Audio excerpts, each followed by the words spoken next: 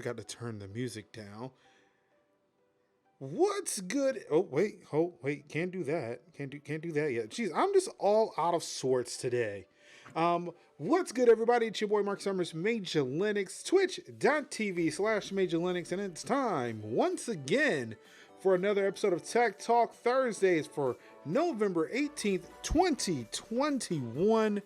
Of course, I'm joined this week and every week by it's your boy Kev. Kev is in the building. In the building. And I got Mountain Dew. Ooh. Of course, I'm joined this week from the magical land of Animal Crossing. Cinziak is in the building. Hey everybody, how's it going? And of course, we're joined this week by the latest updated picture, the GOAT in After Effects. I do want to point out that, hey, we do have new overlays. They look like the old ones, but they're fancy. They're new. They're animated, which is amazing because, hey, this will be the first video podcast for Tech Talk Thursdays on Spotify. Before, you could catch them only on YouTube, but now we do have the access to post video podcasts on Spotify through Anchor. So definitely, again, not an ad, but I do want to point this out. If you are looking to start a podcast, definitely go over to anchor.fm. I think they're rolling it out slowly. Somehow, I don't know. It may be available to everybody now, because if we got it. We ain't Joe Rogan. Not that I'd ever want to be Joe Rogan, but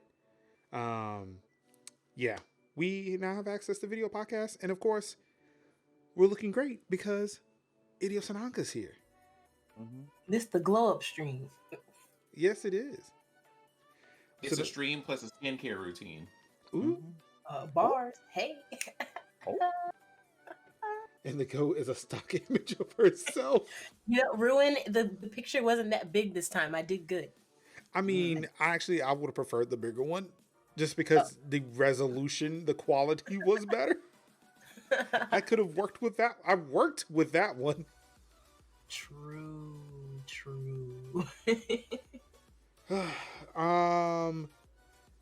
Yeah, so we are already on Spotify. We're already on Spotify. I think we were immediately on Spotify once Spotify bought Anchor. But now we have access to video podcasts on top of audio, which means these podcasts can go up like maybe 5 seconds faster than they were before because I don't have to encode audio version. I don't have to export an audio version and a video version of the podcast. All I have to do is export video and upload the video everywhere now. Anchor takes care of the rest for us. So again, thank you, Anchor, for providing us with this opportunity. It's amazing. And they said that, hey, if I want to upload previous episodes to previous video episodes to the show, I can do that. So that way, if you want to go back and look at previous episodes, you can actually look at them. We have them now. Granted, they're still on YouTube. So, hey, youtube.com/Major Linux. But maybe I can just point everybody to Anchor from now on. Or you can go to YouTube if you want, but if y'all want to get Major like 100 subs or something like that, so we could change the channel name to Tech Talk Thursdays, that would also be good. I mean, I could just technically start another channel. Like I have 200 already. Nope, 100 subs. No, I have 200 already. Oh no, that's the thing. We need to get you unsubbed. Excuse me? I've worked very hard for that 276. Oh, I'm sorry, 276. I mean 500. Really? Go up. Yep. Wait, that's for the money one, right? I don't know if I start. I wonder if I start a new one. If that's what. Damn it! I could. Son of a bitch! I could have been doing that a while. Setting up a secondary, tertiary YouTube channel would not be that damn difficult to do. It actually would not. Why am I doing? Anyway, we got a shit ton of things to talk about this week. Of course, we've got the Streamlabs stuff. We've got Activision. We got Microsoft. We got Phil Spencer just popping off. Popping off this week. So what we're going to do is we're going to go ahead and get right into it. We're not wasting any time. There's no dilly-dallying or delaying here. Let's get into it. Yeah. Nope, that's not. I hate this. Why? Every time I'm ready to go, and OBS is like, no, fuck you. There wasn't. That was the other OBS. Never mind. Yeah, sorry. This is being run off of OBS Studio. Thank you. Mm-hmm. Burn it to the ground division. Crap division. Oh, yes, excuse me. Sorry, I mispronounced the name. But first, let's go ahead and start off with some AMD Radeon news. This is your friendly reminder to update your graphics drivers. It's usually good for your in-game performance too. AMD disclosed 27 vulnerabilities in its Radeon graphics driver on Tuesday, 18 of which are highly severe or of high severity. But not to worry, AMD has mitigated every single one of them in various recent driver versions, which should serve as a good reminder, as any, to update your graphics card drivers regularly. Tycho. Yes, exactly, Tycho. Dang, not y'all calling people out. No, not calling him out. But what is it? It's been a conversation between me and him when we talk about how AMD very rarely gave graphics drivers. Yeah. And he agreed, like, yeah, they don't give as many as NVIDIA does, but nowadays they've been putting out more and more and more. And I included this because of that conversation we're having with that. And the fact that, hey, AMD realizes, you know, people are actually using our shit now. We should probably update this more. You know what? Ruin, they don't want to get caught lacking. That's all. No. Don't be can't be lacking out these streets. They caught up. And everybody else out here lacking. They said, let us not be next on the list. So yeah, hey, AMD has been on top of the game as of late, and if you haven't been hip to the new wave of AMD updates, maybe you should get up on that. I'm just saying. And immediately, the show takes a turn. Oh. Immediately, bro. Oh. I wanted to make a joke that this is my version of Dungeons and Dragons, and I am the DM. The Rittenhouse mistrial motion has been filed again with Apple Tech under scrutiny. And boy, have I been hearing some things about this one. So as of course, if you remember last week, we talked about how they wanted to declare a mistrial, or they wanted to do something. They said something about a video or a picture that was on an iPad, and how if you pinch to zoom on the iPad, it distorts the image and makes things appear that weren't actually there because of logarithms. At this point, I feel like we need to put in a little rewind sound effect of you actually going off about that 2x zoom thing, because that was a work of art. It just needs to be like a flashback. We'd be like, and then all of a sudden it goes all wavy, and then we're like angry major like last week. So yeah, all right. So for those who weren't around for that, last week the defense attorneys were trying to say that some evidence had to be thrown out, or there was a mistrial because there was some footage that that the prosecution wanted to show on an iPad, and the judge agreed that yes, if you were to zoom into footage, there is a possibility due to logarithms and AI that an image can be distorted and things could appear on an image that weren't originally there.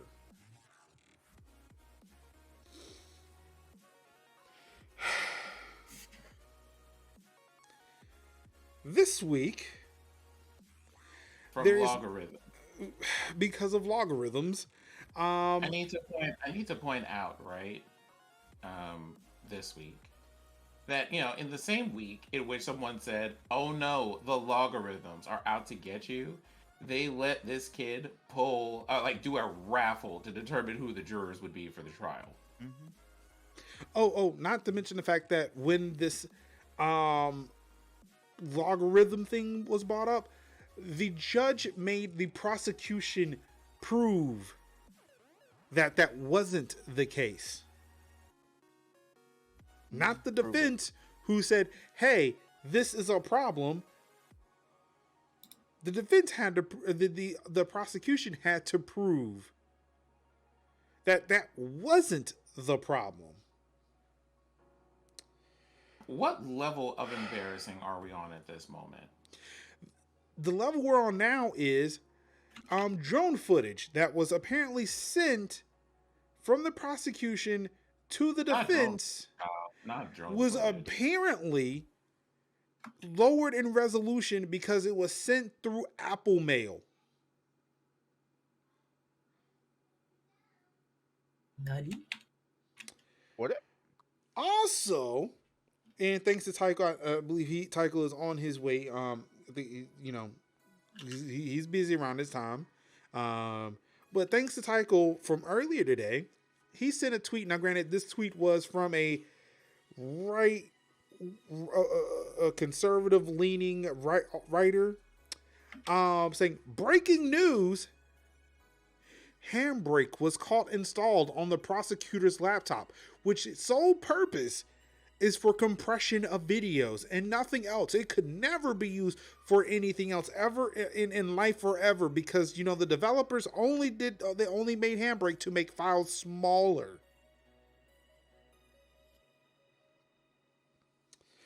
Not that, you know, people could use it to change video formats from one to the other in a very lossless way. Right. Which compression, yeah. Compression doesn't mean manufacture. Just because a thing can be compressed does not mean a thing is not a thing. You feel me? Like, it's like it doesn't, you know, it would be different if you had put it in, oh, we have noticed that you have installed After Effects on your computer. Yeah, we have noticed that you installed Hit Film Express on your computer. Mm-hmm. You know, it's not these things. Right. It's not deep fakes. It's essentially, even if a thing is compressed to hell. Although, right. I mean, if we're keeping it real, like a whole buck, like 2 whole Virgils real quick, I'm pretty sure if there were something that altered it in favor of this kid in this case, they would have admitted into court at least 6 times. Right. Here's counter footage. But they're just basically doing what we all know that they're doing. They're grasping at straws. The thing is, unlike grasping at straws, it's the fact that they are brazenly doing it and being like, "What y'all gonna do? Not a thing." Because the judge is allowing it. Mm-hmm. Because the judge knows shit about any of this.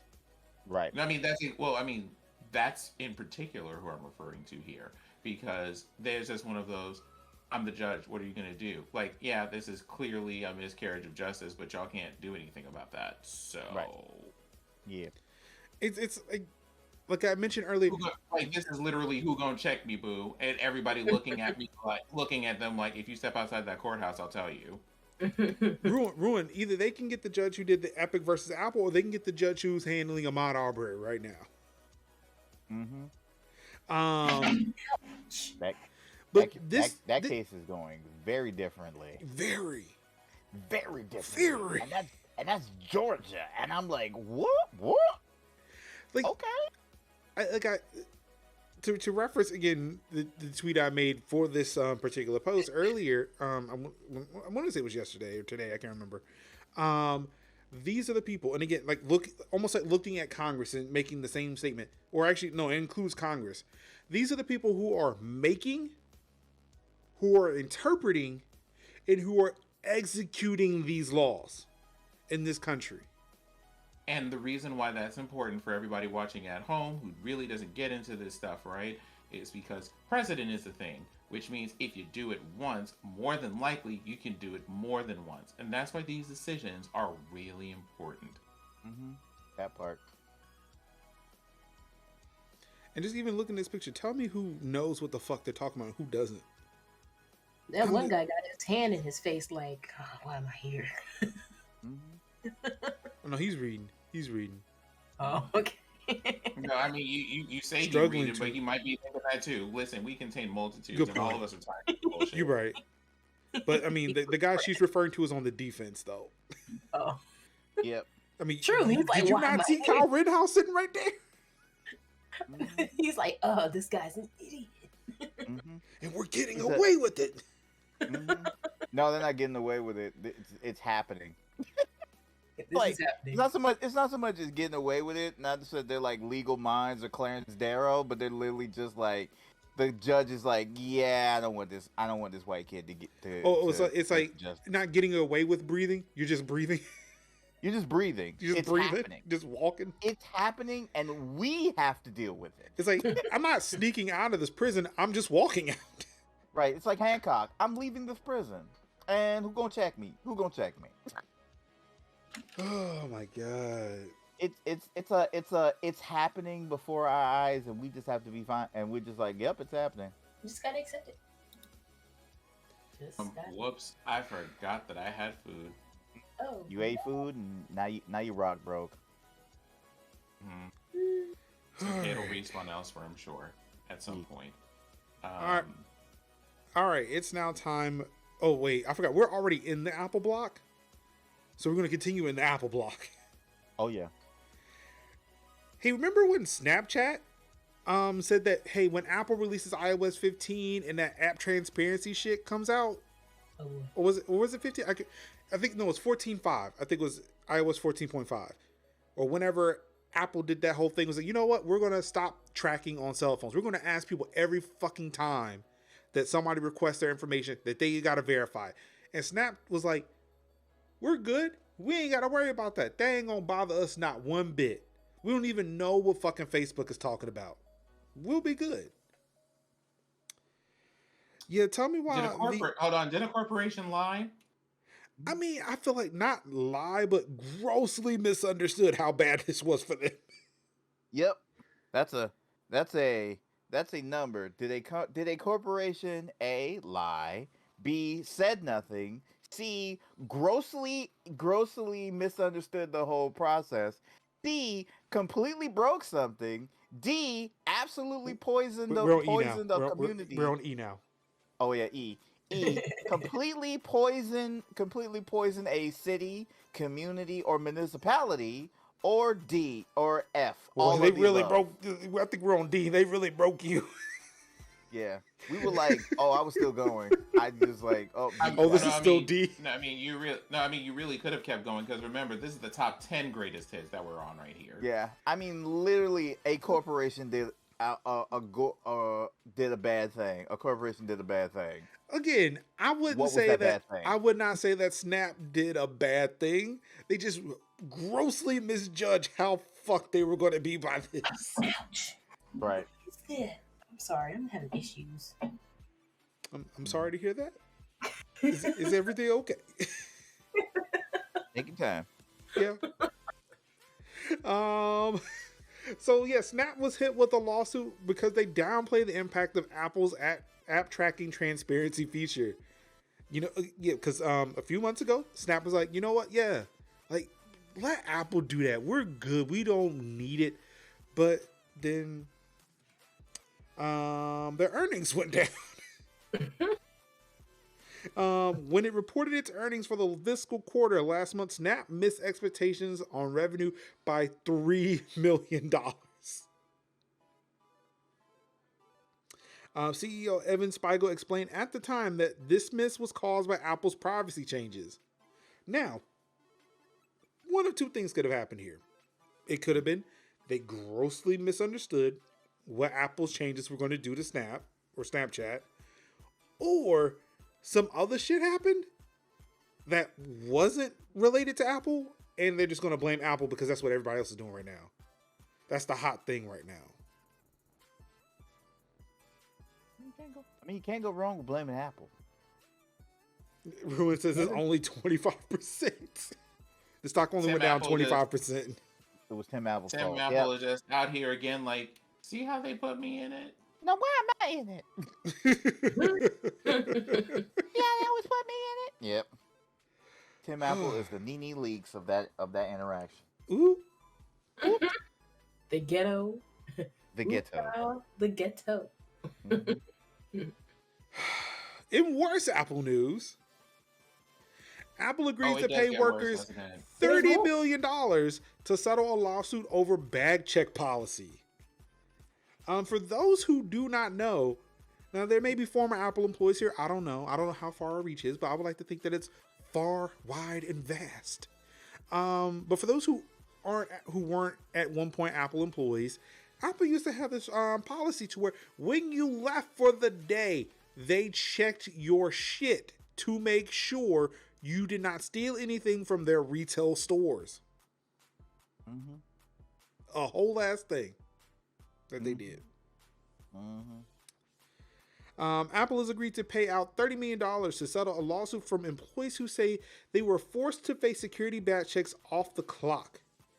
This comes after over 8 years of back and forth in the case, which was first filed by employees against Apple in 2013. Apple discontinued the controversial back check policy in 2015. Mhm. If I was going to bring drugs on the campus, I would bring drugs on the campus. Fuck your back. See, that's the thing. It wasn't for the campus. It was for the retail stores. And it wasn't for when you come in. It was for when you were leaving the store. Right. They were making sure you weren't stealing iPhones. Mhm. Yeah. Wait, They were making sure you weren't stealing product. and people were mad about this? I think because it was happening off the clock. They weren't being paid to be there. Right. Oh, okay. Like imagine you got to everybody got to line up, queue up, and then be like, all right, off clock, waiting, and that's time, right there. Also, the fact that it is still an invasion of privacy. Big talk. True. So why don't they have security things on their items? Like, I mean, have you bought anything from an Apple store? no, not really. Yeah, it's very easy to walk in and walk out. Yep. Especially all you just got to do is just be like, especially you just rub the thing across it, be like, And it's not even that. Like, honestly, like the things that are not as high value, like they don't keep iPhones on the floor. Right. But all the accessories, you could easily just pick up a box and walk the fuck out. There's somebody watching you, so they will probably tackle your ass before you do it. But there's no security. It's not like Walmart or Target where the stanchions are there or whatever the fuck that shit's called. Mm-hmm. Those aren't there. Right. But why not? I'm just confused about this whole thing. Have you not, ma'am? There's a picture of an Apple store right here. Does that look like that will belong? I mean, as far with the way technology is, there's got to be a way to make it look nice and fit their aesthetic. But this is this is just making me mad at this point. Like, I understand that I get the whole not trying to check bags off the clock. I wouldn't want to wait for that either. Well, I think okay. So right, I feel like it warrants some saying here that reminder to everybody: the people who run this podcast and things are through not one, not two, but three black ass people who are used to being in stores and having to do that anyway, just being customers. There's four of us. Oh no, I'm a digital character in an Animal Crossing game. I don't count. Is not your digital character also black? No, there's skin tone 3. Skin tone 3. Okay. I love it. Okay, see, I'm having my Tiger Woods era. You know how that goes. I'm not black. I'm a villager. Y'all are welcome. Y'all are welcome. I know that you needed that. I'm weak. Ruin. You may have had the appearance that you weren't watching. I'm pretty sure they are looking at everybody. They are looking at everybody. The wildest time that I remembered is we used to when my uncle used to come down. We would go. My uncle was in the army. We would go to the local army base and we would shop because food and stuff was cheaper then. So we'd go to the PX And it'd be like, wow, this is around the time when like the 360 was out. I know it was the one. The one was out, and like PlayStation 4. And what they would do is they would just have them joints stacked up in the middle of the floor, right? Just stacked up. And I'm thinking like, oh, these are just boxes. They're not like the actual consoles. I picked one up. It had heft. It's the actual console. You thought? Right. I thought it was like just boxes. But you know what? They're not even worried about somebody running out, because again, where you gonna go? You on an army base, son. Exactly. You on an army base. So we can literally stack the jewels up there. Everybody got weapons. Everybody's armed. So like, where you going, bro?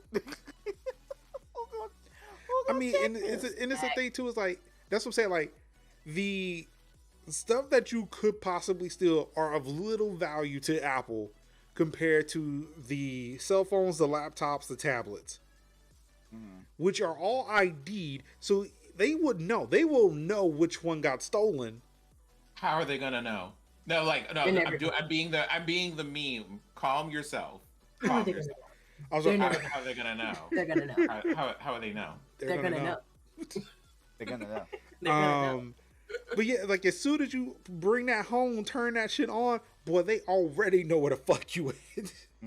Facts. Like they're sending soldier to come for you. They send Cloud is coming for you. Look, all I'm saying is they could put the little RFID, little scan sticker thingies on there, and stick the security thing that would detect it underneath that little apple that's hanging right there, and just like a little beam that points. There's ways, but I not Anka out here telling us the whole, like, just. I'm not saying that I know how to make it. I'm just saying. But it's a whole aesthetic thing. Unless they're able to build it, I don't think they care too much. True. Yep. It'd be like Turks will come for you. And you get like, in 2015, I'm pretty sure they figured out a better way to do it. But also, to kind of put some context into this, it says, notably, the lawsuit revealed that Tim Cook was largely unaware of the policy, and when two employees complained directly to Cook about the issue, he forwarded the email to his HR executives asking, is this true? So this seems like it's an issue that may have been local to stores, maybe somewhere regionally, but this was not an actual Apple policy, or at least one that he was aware of. All right. So, okay. So you know something? Here's what I'm gonna say right here. I want everybody, and I mean everybody listening, for articles we're gonna mention later, to keep this in mind. You see how this person at the C-level was like, hold up, is this what's happening? Let's get this addressed real quick. So, we're gonna have plenty of examples of good ones. You know exactly why I'm. I know. Oh, I know. I'm also.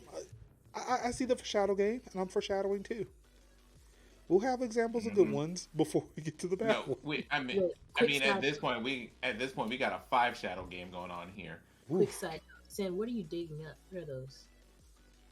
Those are like plants. So we got potatoes, sugar cane. Oh yeah, I forgot you can do that now. We got all that going on. Potatoes and sugar cane. That makes me feel some type of way, but okay. I still haven't played the why do you feel like part Caribbean and part Irish after you hear those statements? No. We've become Minecraft. Not yet. Not yet. Speaking of Minecraft, y'all, I played Pixelmon. I mean, y'all keep talking about Minecraft. We still need to finish the Stardew Valley adventure we were on. That's next year. That's wait, no, Stardew Valley is on Game Pass. We could literally do this next month. So well, again, Game Pass games. That's the theme. I'm trying to get Melissa a Game Pass to help us out. Need them to send me an Xbox. That's all. Just specifically the Halo Infinite Limited Edition. Thank you, Microsoft. We're officially we're unofficially sitting there trying to sell Xboxes this holiday season. We pretty or much PCs, or PCs. Let's look, or look, Game Pass Ultimate, get cloud, but we're not there yet. We're not there yet. We still got more to talk about. We got some good news. No, what we're trying to do is like low key advertise for Google Stadia. No.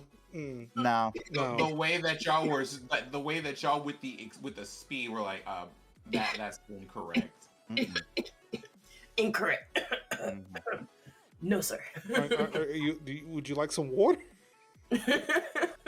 I got choked up by that statement. That's all. Ooh. However, we got some potentially good news from Apple this week. Just out of the blue, I wake up in the morning, Apple announced a self-service repair program. What? They will let you fix your own phone.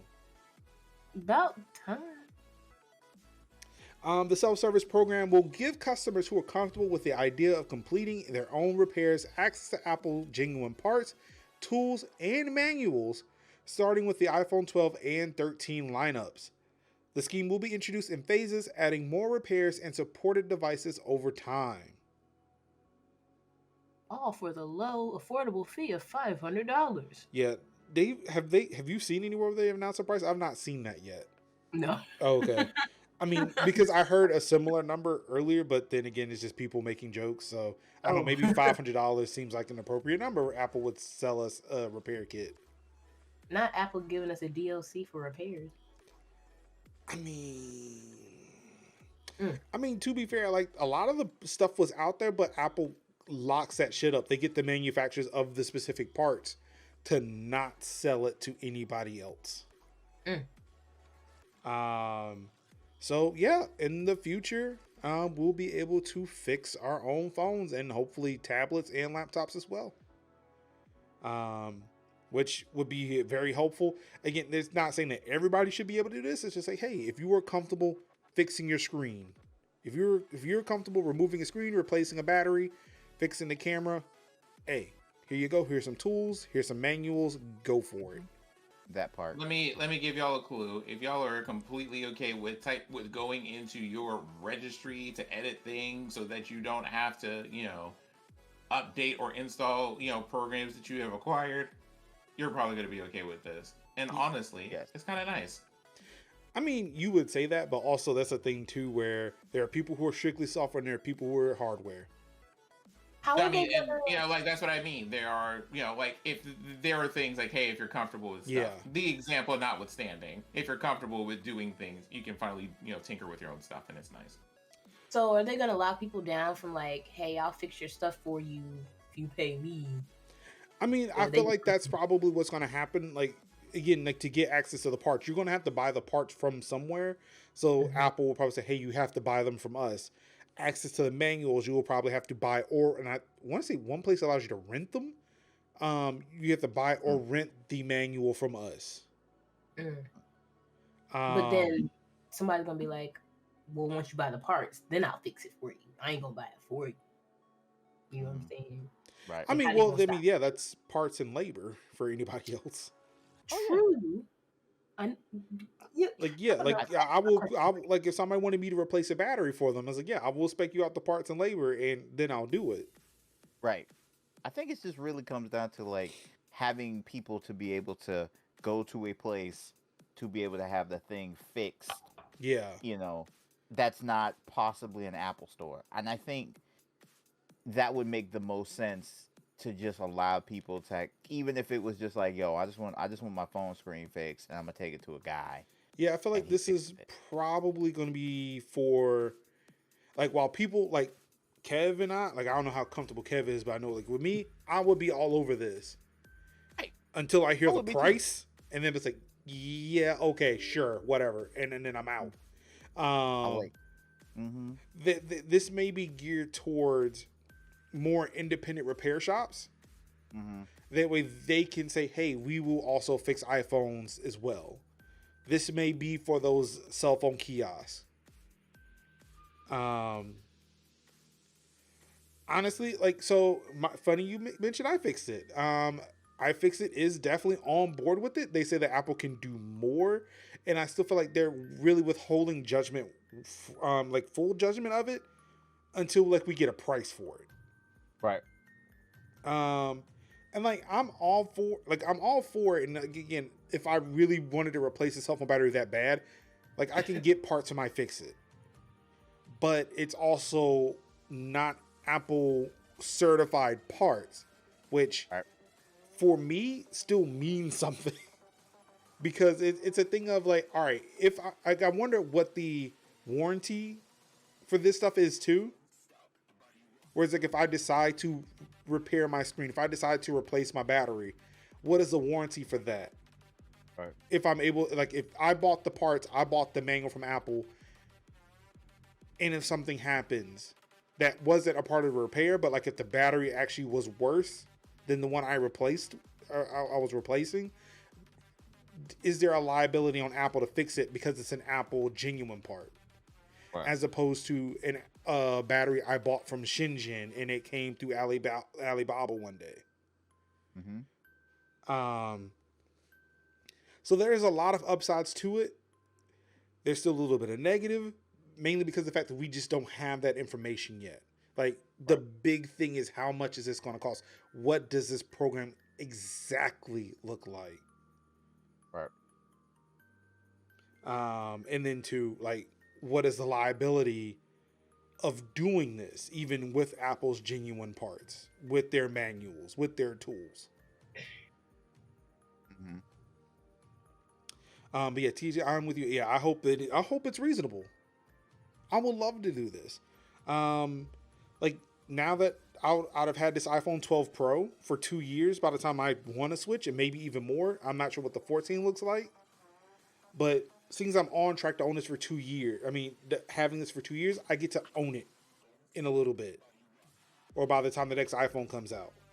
So I would love to be able to repair this or replace the battery in it. That way I can give it to somebody else, or just have it as the new dummy phone if I need it. But yeah, I just hope that it is reasonably priced so that way I can do things like that.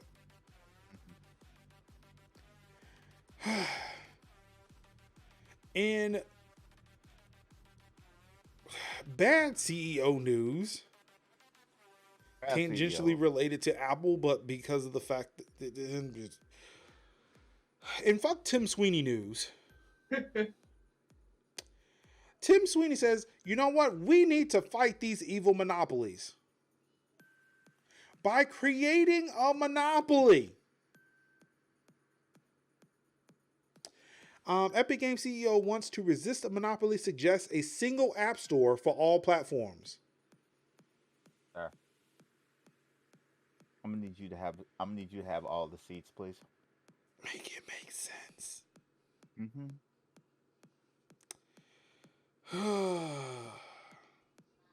If you can't do it from the outside, clearly you have become a monopoly and change it from the inside.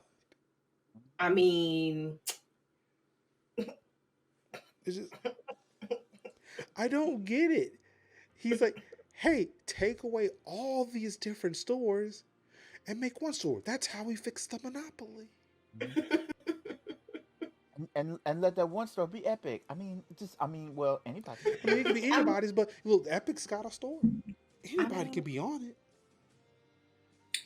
I mean, you can get access to these other stores through my store, so therefore it's technically not a monopoly. But I mean, my name is gonna be on it, but you guys can still do whatever you want. But my name is on it. You can use it and funnel that money to me, but I'll just hold it. Yeah, it's not a big deal. It's open, but it's just one place. One-stop shopping. Exactly. Like I own it. I actually own it, but you guys can do whatever you want. Like it's fine. Like it's. I mean, I can't think of any other company that had one single point to actually then just download the other things. This is new and revolutionary. It's not like I went on the internet and then explored other things. That rings a bell, but not really. But yeah.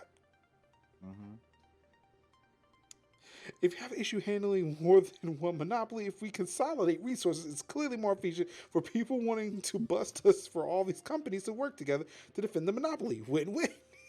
Mm-hmm. It's kind of like the weird thing, like Steam is No, Ruin. He means one fucking app store. one app store. One app store for like everybody. The One Ring. Like the One Ring. See, and part of me thinks he thinks that the Epic Store is the prime example because you can get itch.io on it. Mm-hmm. But be like one app store to rule them, one app to guide them, one apps to bring them all, and in the darkness bind them. Like apparently, he said, "What if we take Bikini Bottom and move it somewhere else?" Oh my god! I love that I love that THC got they got the reference I was making. It sounds like an edge case. Oh shit! I just got what you did. Damn. You know, you thought you had me, but I have you. I know. I have to say, I love when the people of Mori come through and drop these puns out here, because that's the only thing that they will do. They will absolutely do it. Oh my goodness, that sounds like an edge case. Bless. Well done, THC. Well done. I'm proud of you. It was someone clip that immediately, and if you don't put that in Maury's stat, I'm gonna be disappointed. That was a double alley-oop. It's like I threw up mine, and then THC threw up theirs. It's like, oh my, it's like watching Street Volume 2 just play out right now. It was like Major. It was like you activated your stand, but he had already activated his, and it was still in play. I activated THC's trap card. Trap card open. Why are y'all a mess? My God. Welcome, Spotify. This is what you've been missing. Be like, wait, you could have always heard this. Never mind, my bad. You could have heard this. Whatever. Now you can actually. You get to see it.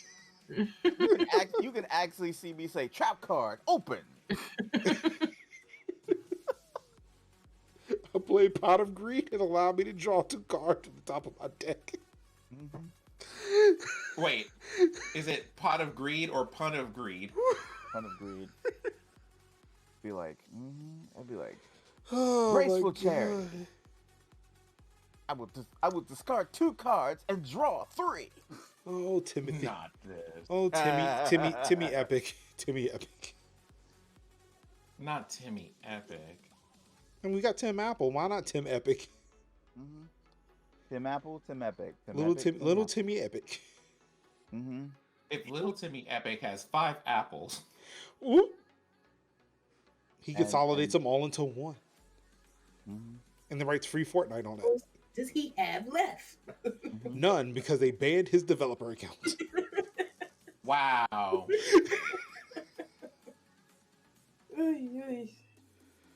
I'm screaming.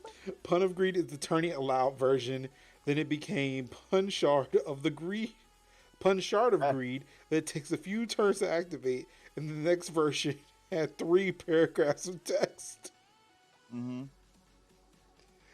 Oh my god, let's move on. In YouTube news, come to the front. To YouTube news. Me at the Zoo, YouTube's first video, gets new description protesting the dislike count removal. Did y'all know that somebody still acting? I don't even know why I added this. I really don't. This was back when news was slow, and I forgot to take it out.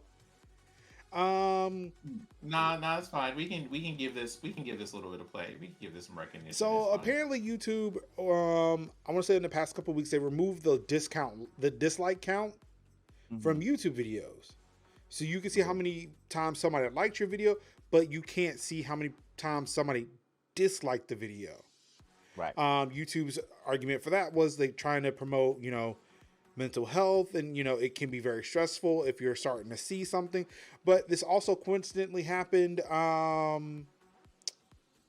What video? It was a video that was like the most disliked video of all time. I want to say it was a game video or some shit.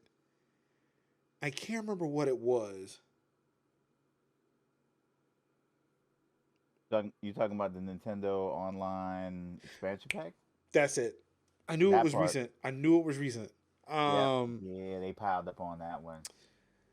So yeah, coincidentally, the dislike counter went away. Now, of course, when you're dealing with a product, we're dealing with a product like YouTube, this shit was probably planned for a while, and it coincidentally happened around this time. Yeah, so like Young mentions, they cannot see they can see the dislike count not on the video itself, but it within like the creation tools like YouTube Studio. They can see it there. Right. Apparently a lot of people do not like the fact that that count was removed, and I don't personally I don't understand why. I didn't like it. Huh? What was that? He said he didn't like it. I didn't like it. No, sir, I didn't like it. You didn't like the change, or you didn't like the dislike count? I didn't like the change. I thought they should have left it up there. I mean, would you care to expound upon that then? Because I would like to hear an opposing view here. Basically, they like the dislike button definitely is ripe for exploitation because sometimes people downvote things and legitimate stuff like people of opposing views, people of opposing views, and like go like I don't like it because you're expounding against blank, and then like dislike the button. Sometimes it's like active criticism, and it also kind of shows basically, especially corporations, particularly corporations, the displeasure that we feel about a product or service that video is referencing to. So typically what happens, and then upwards of that awareness of that can also be a story too, which then also gives that credence. So it always seems like, yes, for smaller creators, yes, that would make the most sense.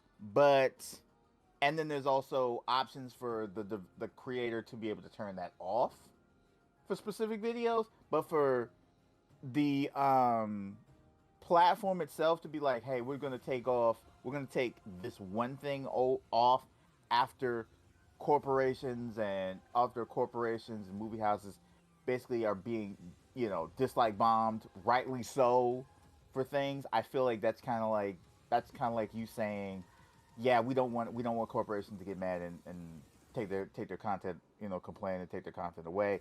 So we're just gonna like take this one thing away. I know that it can be manipulated and used for nefarious purposes for smaller mid-sized creators or actual creators.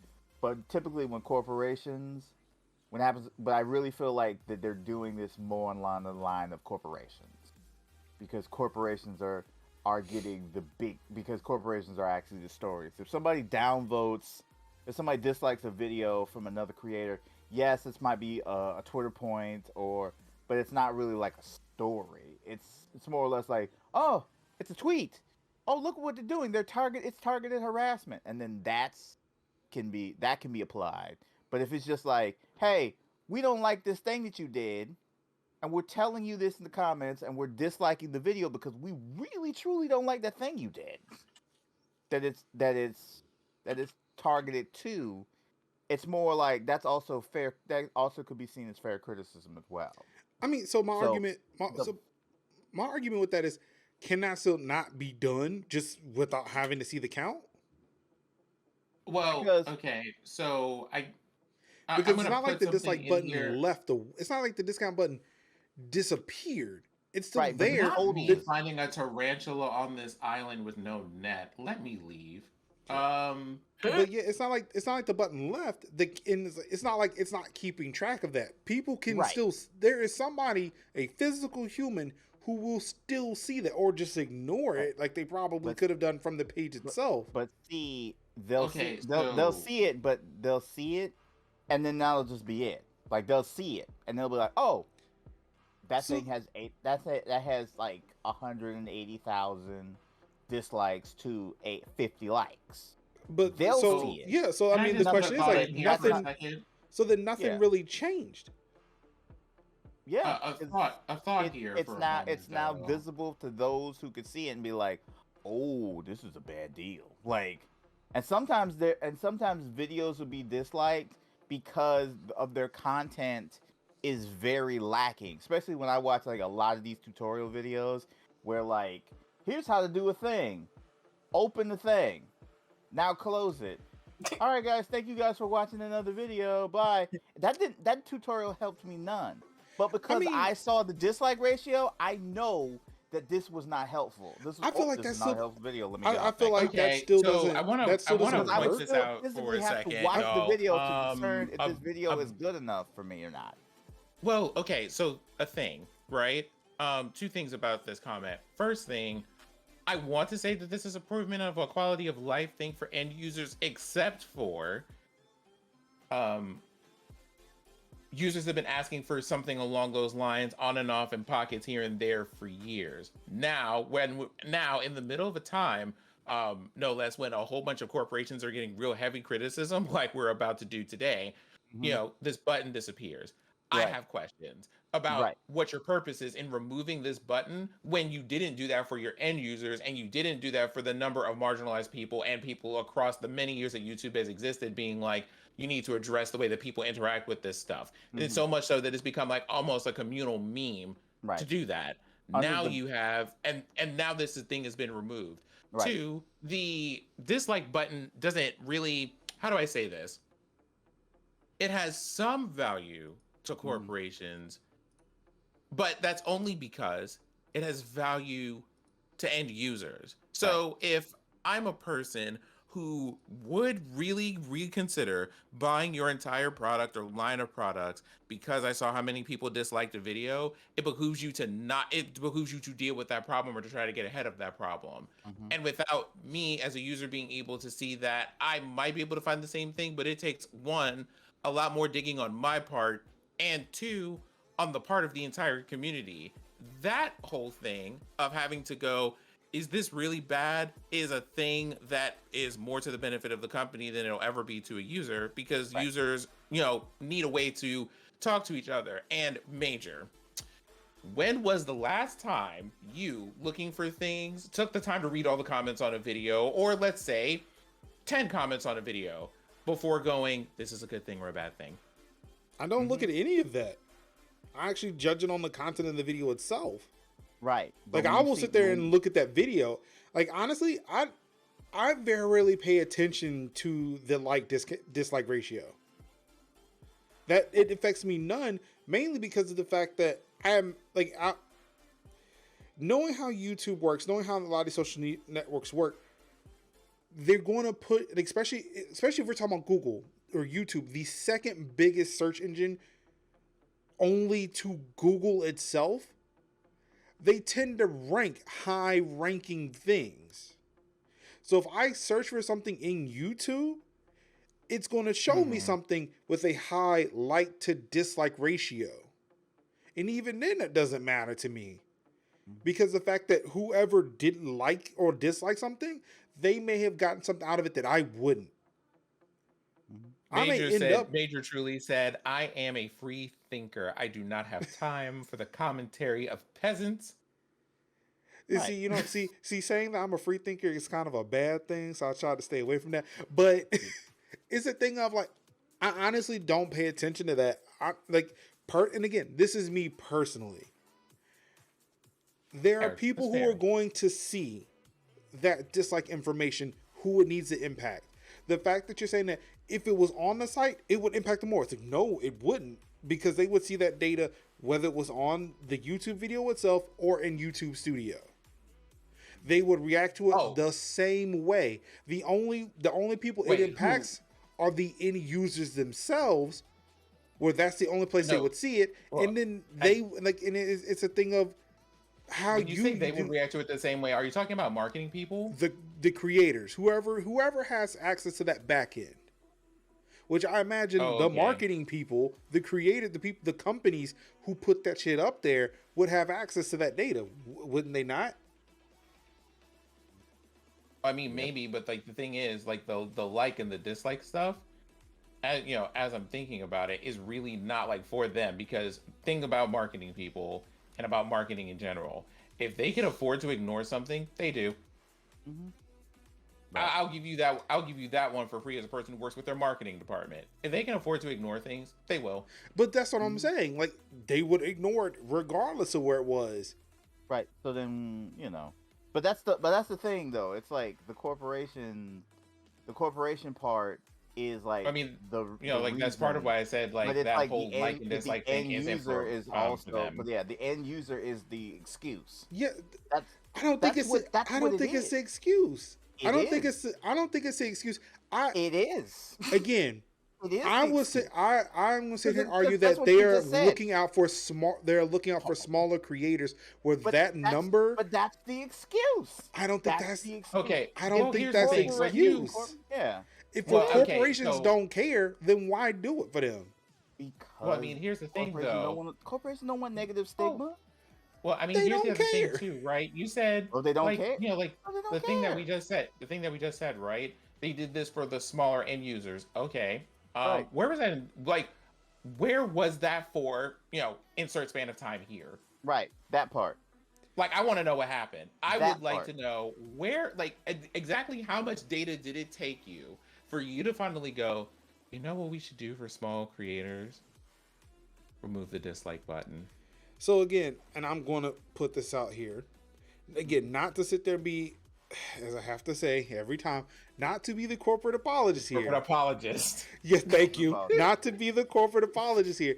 But it does still take time for that stuff to happen. There were probably conversations that were happening to come to this point. And I'd imagine, sure, because of the Nintendo thing, they were like, well, fuck it. Let's just get rid of it. We were trying to figure out another solution, but clearly we can't do it. Let's just fucking get rid of it. I'm not saying that Nintendo isn't the catalyst for it, but they had them in thinking about that. It's not that they don't think about it. It's not like they're dismissing people. But it's like Twitch. Now, granted, I'm pretty sure Twitch could have done this ages ago. Figure out moderation tools. But it took somebody forcing their hand to really say, all right, you know what? Maybe we should sit down and, make this number one priority because we're now losing money because of it. Right. Because I feel like if it's your job to do the thing, and you have to be pushed to do the thing, when people have been asking you to do the thing because your job, it wasn't going to make the money because we asked them to do it.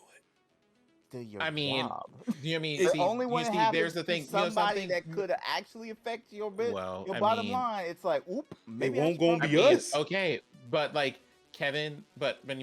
Kevin and Major, at this point, y'all aren't even really arguing. You're saying the exact same thing and coming to very slightly different conclusions, which is this is PC Game Pass for PC all over again.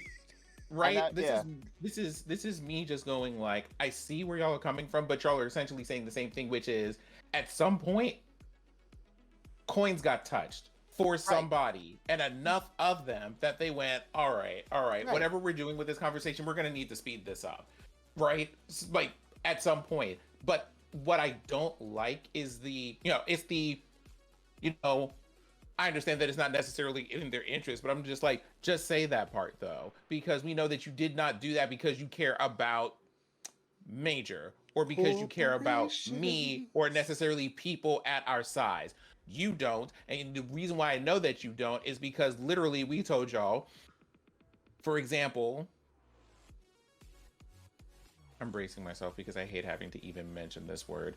PewDiePie exists on their platform and is comfortable. Yep. And when we pointed that out, it was just kind of something, it really is a shame that people are just out here saying and doing these terrible things, and we hear you, and that's about as much as we got. And, unless it was Christmas or New Year's, which is, we hear you and we're looking into it.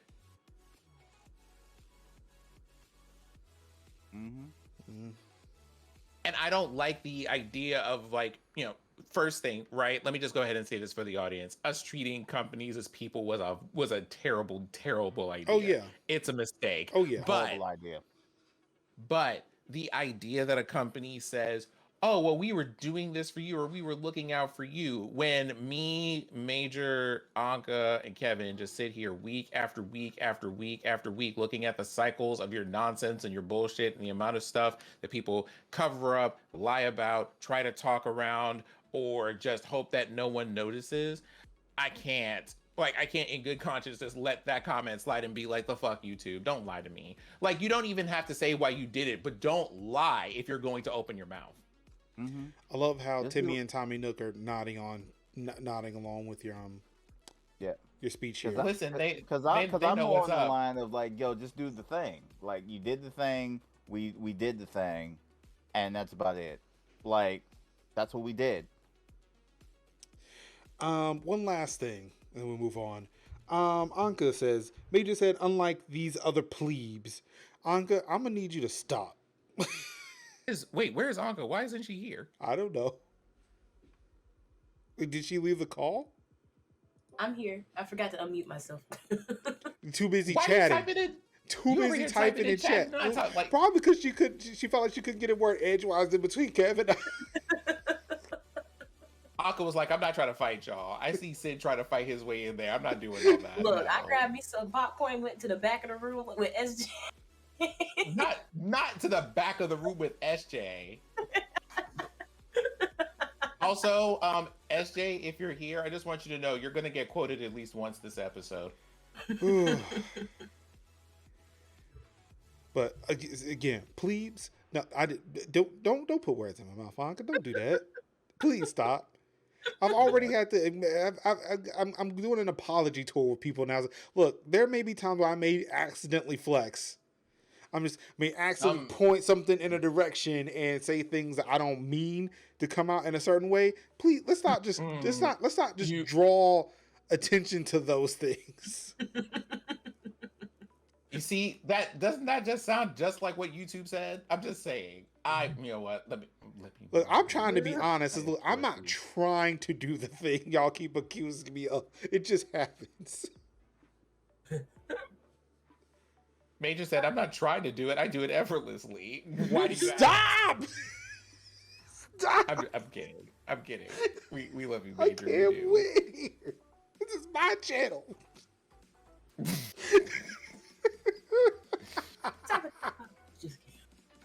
Major's out here like, I'm the DM, damn it. And I'm doing terribly at it. Major is the drama. I am the drama. Is Major the drama? I don't think he's the drama. He's the villain. The villain? I'm not the villain. Oh my god. Hey, do y'all miss the blue screen of death? No. Too bad. You're getting it back anyway. Oh. Apparently in Windows 11 they changed the crash screen from blue to black. People did not like that. So they're making it blue again. Well, I mean, for fairness though, that makes sense. That excuse me. Changing it to black is a foolish decision. Do you care to expound upon that? I do. Changing it to what? Right? It's not like your monitor. If you're dealing with a monitor that, like, let's say that we lived in a world where your monitor in its off state was green or orange or something like that, right?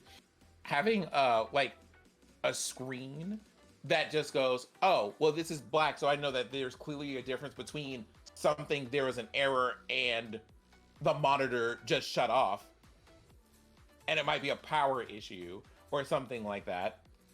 It's would make a little bit more sense. But just like hey, you have a black error screen. Did my monitor just shut off? Allow me to explain. This week, last week, a couple of weeks before that, I got like a PCIe error. It was like error 94 or something like that. And there's like a little number inside my, computer case that gives me error numbers if things fire off. You want to know what the cue for that number is when you get that error? The monitor doesn't come on. What is the difference between me having that error and me running into Windows had like a small OS hiccup and has decided we're done with that shit today. Well, just it's a black screen with white text, not just like a solid black screen.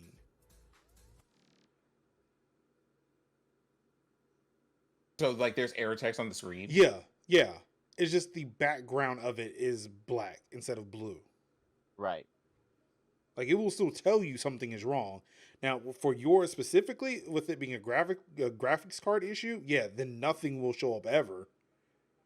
Okay, well that's fair, but yeah, like if it was like a Windows crash or something like that, it would be white text on a black background. Like Streamlabs. Oop, you didn't do that. Basically, what we're talking about here is people went. I like the blue one better. Bring it back. Is that what you're telling me that they actually did? Yeah. I guess it just feels more welcoming. I don't know. I don't want to welcome an error. I want the error to not be there. Hello? Listen, dear people out there who made this, I want you to know that you had me out here on this podcast looking a fool because I was trying to give y'all your life and y'all decided to do this nonsense. THC says, my brain went to when Twitter changed how it displayed if you were following, not following someone. Even if the text was still there, it was probably so jarring and felt mildly unneeded because at least the blue screen is an immediate alert for someone. Yeah. That's fair. But yeah, I can see that. Like, honestly, I would pay attention to a very bright blue screen than I would a black one. Like if you're a person who handles errors and stuff like that, I could see you making that case. Yeah. But also being like, if y'all are really just out here being like, well, I don't like this color, and you're like, I don't know. Like, I hope somebody out there who decided to make that commentary also gave some kind of context. Right. I just don't like black. I mean, that's a lot. I love black. I look amazing in black. I mean, honestly speaking, about probably half the people who made that comment would mean that for people too, but let me not. Oh, Jonas, we're going to get there. We're going to get there. So hear me out. What if they let us pick the color that's displayed when the error is happening? Just a thought. Ooh, just make it bright ass red. I would like an orange. Something, but I mean, they can already do that in the the command menu if you do like a CMD. So I don't know why they don't just actually let you do that. I mean, I imagine it's hard coded into the system. Because proprietary. Look at you. You install RHEL once and then you just miss open source now. I installed like 3 versions of Linux today. Proprietary. You look, ma'am. Okay, so now we're over here changing our name to major installs apparently. Flex. Speaking of flex. See, y'all stop picking on this man. I'm trying to help you, Major. Let me help you. I'm not saying anything. I'm not. Idio Linux Anka. How do you Idios and Linux? It doesn't work. I don't know. Idios and Linux works. Oh yeah, Idios and Linux works. Wait. Okay, yeah. I was just like, were they trying to? No, I was like, are you trying to capture the names of everybody in the podcast in one term? No. I'd be like Iniosin, Inio Linux Onkex. Or Onkex. What? Did you just summon just Exodia in a name? Wow, not summon Exodia. Are we really going to on the? Can we get a counter on screen for Yu-Gi-Oh puns, please? I need to go back and check. Exodia, you need all 5. That's cards. what it sounded like you did with that fucking name. That right. That's what it sounded like you did with that name. There's a leg. There's no name. There's a leg. You got to get 2 legs, 2 arms, and the head. That's how you that's how you summon Exodia. If you're gonna make a Yu-Gi-Oh joke, you got to make it work. All right. Now, if you want to say final, stop. you can do that. Idio, send me an Xbox. Look, I'm just saying. Look, tag the show. We need to hit up Game Pass. Reach out to Melissa at Game Pass. Look, I'm gonna need. Look, honestly, everybody who's listening, watching the show, for the next few weeks, we need to be hitting up Xbox, Game Pass for PC on Twitter, Facebook, whatever, Instagram, TikTok. I don't give a shit. Say, yo, we are doing some shit for we're doing some amazing stuff for the show. Game Pass for the holidays. I don't know what we're gonna call it yet. I'm still figuring that out. But we need to put the pressure on Xbox. We're small. Look. I know we're small, but we could do this with your Honestly, help. I don't want to put that. I don't. Y'all might. I need Sony to go through with like a console so I can play some of these games I have downstairs. Again, I'm not wearing my Xbox shirt in this picture for no reason. I mean, who can tell? I mean, if you changed it back to just chatting. Didn't help. Didn't help. I mean, if you... Also, it's not helping that Animal Crossing is being played in another window. Also, it's not helping that one of the hosts is clearly Linux. Look, I got this series. I got the Series S controller right here. See, it's pretty. Well, I got my Elite over there too. It's just too far away. I don't reach for it. Anywho, just like major Windows 11. No, I still can't.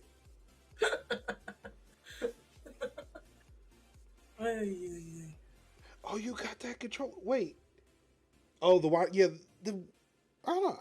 I was able to get mine fairly quick. Yeah. Oh, but you got Ruin got that Elite controller. I think I sold them on that Elite controller earlier this week. Nice. It feels like Xbox isn't a console company anymore. That is. Oh, Microsoft been a services company. Like, they dabbled in hardware, but they dabbled in it long enough so that way they could sell more services on those things too. Facts. Imagine being a company that can just go, oh, we decided to experiment and see what the poor people do. Oh, well, back to doing what we do well. I can't wait to watch that documentary. But anyway, we'll get into that. Well, actually, no. I don't think Oh, no, that is on the docket. Anyway, we'll get to that in a second. Newegg. Newegg is offering 20% off Black Friday if you pay in crypto. Well, that's a discount I ain't finna get. Oh, well. Yep. I'll flex. I will purposely flex on this. And no, I will pay in hard-earned cash. Mm-hmm. Do you take Visa, MasterCard? Mm-hmm. American Express. Nah, that's too rich for me. Old school. Anka, I'm still black. Be like old school. Do you have Diners Club? I have the Rush card. The Rush card. Not the Rush card. The Rush card. Oh my god, all of it. Do you take Cash App? Venmo? Y'all, PayPal. please. Google Pay? I hope you got Google Pay. Oh boy. Ooh, y'all don't do Google Pay? I don't use physical money. Here's the wild part. Two places I know that does Google Pay. Ollie's and Dollar Tree. Walgreens. And pretty much nobody else. And Walgreens. McDonald's? Yep, McDonald's. Disappointment. I'm like, yo, I want to use Sheets. Like the places that I want to go to use this are not the places that I can use this at, and I'm like, I'm so disappointed. I'm that person where it's like, if you don't use it, they'll take it away. So when I find stores, GameStop. Ooh. GameStop. Yeah, when I find a place that takes NFC payments, I am there all the time. And I will exclusively shop there. There may be cheaper gas somewhere else, but I will consistently go to Sheets because they offer NFC. Mm-hmm. It feels like the future. It just feels like you just go boop. You just take your phone and just go boop. Physical money is going to disappear at some point. It's going to have to. Right. I mean, and that's fine as long as it's still $1. Right. And not Dogecoin. I'm sorry, not Capricorn, not Capricorn. Capricorn. Oh my God. Have you please, I need y'all to, not now, but after this podcast and after you listen to this podcast and watch this podcast, go check out Business Wars and the crypto series for Business Wars. I need y'all to listen to that. It is absolutely bona fide everything that I thought about crypto. It's pretty much the history of crypto, and all of it sounds exactly the way you feel. Good. I don't need to. I'm not wasting my time for that shit. It's like, no, trust me, it's enjoyable.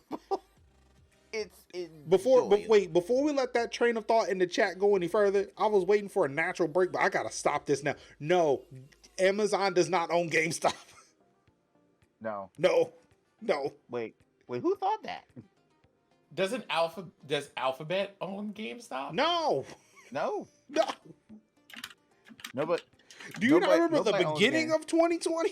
Ain't nobody owned GameStop except for a whole bunch of Redditors at one point. Yeah, that's what I'm saying. Like Stonks Twitter owned GameStop. Oh my God. Not GameStop wished Amazon owned them, but no. Hold up for a moment. Not taking Jay-Z to dinner on Twitter. No. That's LLC Twitter. No, that's Rock Nation Twitter. Oh, jeez. Oh, excuse me. Right, LLC Twitter would have told you to take your would have told you to go get a PPP loan, and then form a corporation with that. Form a corporation, get a PPP loan, and never pay that back, and then you get fraud, and then you go to jail. Oh, I'm sorry. No, the new part of that is offer jobs but never hire. Right. Mm-hmm. Yeah, Amazon does not own GameStop.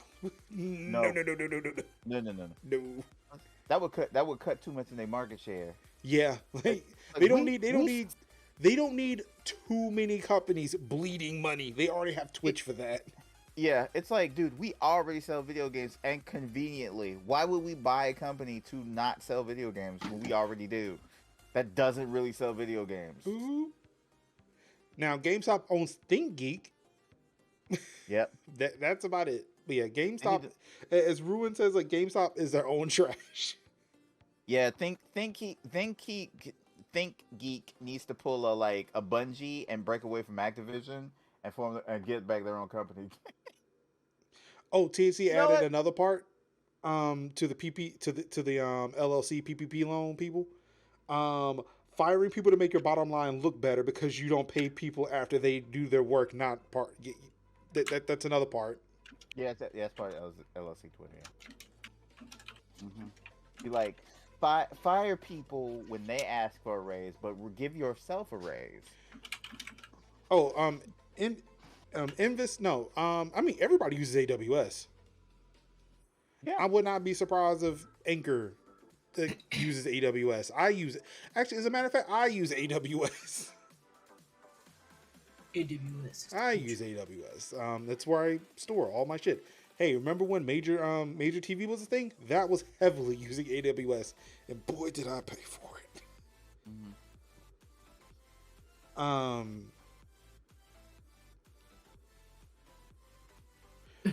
Oh, okay. It's okay. Well, take your time. It's okay. It's watch chat. Slow down. Slowly type it out. We'll be here. Look, do you not see these tabs at the top? We'll be here for a minute. Take your time. Oh, you're right. I'm sorry. Yeah, I'm sorry. I need to. Yeah, if I want the Microsoft money, I need to switch over to Azure. Excuse me. I am so sorry. Ew. AWS is not going to give me. Is not going to get me into Melissa McGame Pass's good graces. I mean, but you can try, right? No. Invis, no. That is definitely the other way around. Twitch is using AWS. Twitch is not big enough to hold any shit for Amazon. Nope. No. No. If that was the case, Amazon would crumble. Yeah. Not y'all looking at this whole scenario and acting like that woman from the Get Out movie. I'm not understanding the reference. I didn't see that movie. No, y'all go ahead and get Major that link in Discord. There is no Okay. So, dear people who are watching live, hey, if you're listening to this from home, you're not going to be able to enjoy the impact of this. But for those of us who are watching live, who's ready for a transformation? Uh-oh. Wait, I don't know if they're watching video on Spotify. Oh, you know something? That's true. Or they're watching on YouTube. It's very possible. But I would like to push the Spotify version because that's the new thing. Hold on, I'm trying to do a thing real quick. And now Kev broke for the first time. Normally this happens at the beginning. You know what? Well, no, because this would have happened before the show started. I don't know why I decided to break now, but hey, we're almost all here. Hey! Yeah, there we go. Yeah. Oh, you're talking about the streaming bits inside the Amazon thing. I wouldn't be surprised, but also I would still think that Amazon built their own shit. But I would not be surprised if their little live video thing within like Amazon, like when they're doing like the Black Friday shit, I would not be surprised if that's running on Twitch. Nah, I think there's some I think it's their own proprietary stuff. I mean, I don't know. I haven't looked into it. I looked into it briefly, but not enough to really care because like I'm not streaming on Amazon's web. I'm not streaming on anything Amazon. Because I'm sure that's probably like a custom RMTP whatever thing, custom thing, and then they just kind of like, because it's not like they're doing like RTMP is open source like a Twitch. Yeah, RTMP is open source. I built an RTMP server. Right, so I'm sure it's probably like the equivalent of maybe like a QVC where it's just like we just record our stuff and we broadcast it, but that's about it. It's not like it's live. You could be live on the thing. No, I mean like it's live and chat and all that shit. Yeah, I mean it's live and everything, but it's only like maybe one singular stream. It's like one or two maybe front page things. No, you're on the product page. Yeah. Like if you're selling that product, you're just on that product page. So it's like you can go to any product and somebody could be streaming about that product on that page. As a matter of fact, actually, no, I think there are actual channels for it. Like there are specific users who have channels. Right, but I'm not saying it's like a big, huge. Oh no, it's not big, but it's huge, but it's like enough traffic. It's like it holds enough traffic to be able to do it on a scale where it's not gonna break. I'm just gonna watch somebody stream how to use a Ninja Blender. Mm-hmm. But I feel like I really feel like I feel like Amazon is like begging Twitch to be like, hey yo, just let us implement AWS and let us. I'm pretty sure they're using AWS at this point. Twitch has to be. It has to be. I mean, it has to be. Like, I mean, granted, I don't know. After reading the articles about the pizza incident, I mean, maybe, but I don't know. I don't know about that one. Yeah, the pizza incident stuff. They were cleaning, I think they were cleaning servers. Then again, they could have just been labeling AWS instances with that shit. Yeah. So I don't know. Let's move on to some games, shall we? Oh, nice. You want to talk about that GTA remastered or the trilogy, the definitive edition? Can they just give us GTA 6 already? Y'all can have it. Just how bad it was. I'm sick of it. Yeah. And I wasn't gonna cover it until I found out that they removed the PC version from sale for a few days. Yep. Not because it was bad, because it's still bad. Yeah. But because they included the hot coffee files. The fact of the matter is, y'all went through the whole code and didn't think to be like, yeah, we probably should pull this out. No. That's why I just feel like. What's the hot coffee files? So I think it was in San Andreas. Yes. There is a scene that was removed from the game. You could not access it from the final code, but if you modded the game, you can get access to, I think it's a sex scene. Basically, no. Oh, it's not a sex mini scene? game. It's a sex mini game. Oh, excuse me. Mini game? Oh, you can Lord. participate in the. Oh. Right. As somebody who worked in a video game store at the time, oh boy. If you have not seen angry Karens being like, "What are you doing with this video game?" I was like, "Ma'am, it's adult only. We've taken it off the shelves and we cannot sell it to children." And literally looking at little Timmy and Tommy come up and be like, "Hey, can I get a copy of San Andreas?" And I'm like, "How old are you, kid? 12? Call your mom over here." And then it says, "Ma'am, they wanted to buy this game. Are you aware of this game?" "Yes." It's called Grand Theft Auto San Andreas. "Yes." "Okay. Let me read some of the games. It has sex, violence, gunplay." "Oh no, none of that." And I'm like, "Thank you." Apparently, it also included some of the music that they did not have rights to. So it just seems like they just copied everything and made things look pretty, and then just pressed it. Yep, that part. Still not as bad as the guy game. I've not played the game, but I just have memories of, yeah, that just did not seem great. Yeah, it wasn't great. Imagine getting hit with a lawsuit for something you already got sued for. Oh, that's double jeopardy. You can't hit me again. That's how that works, right? Like unless you. So yeah, that happened, and it is now back on sale. So yeah, PC gamers have fun with a game that ain't great, but yeah. Yep, and that's all the game you can play now. So last week we bought or did we bring? Was it last week we bought the information that the Steam Deck was delayed by 2 months? We did. Yes. We did. Yeah, we did talk about that. Last week, we mentioned that Steam Deck was delayed by 2 months. But however, Valve and AMD dropped some knowledge on you to whet your appetite just a little bit more, just give you tasty morsels of what to expect when the Steam Deck arrives in February. They've announced what the AMD SoC will be. It's the Aerith SoC, which is a reference to Final Fantasy VII, or they're believing it's a reference to the Final Fantasy VII character. It's a 4-core, 8-thread APU, whose lineage can be traced back to the Zen 2 microarchitecture. Of course, those who are not in the know, that's the same CPUs that are in, or the same family of CPUs that are in the Xbox Series S and X and the PS5. However, not as powerful. Don't come out expecting that shit, because if it was, it'd melt your hand. Right. Excuse me.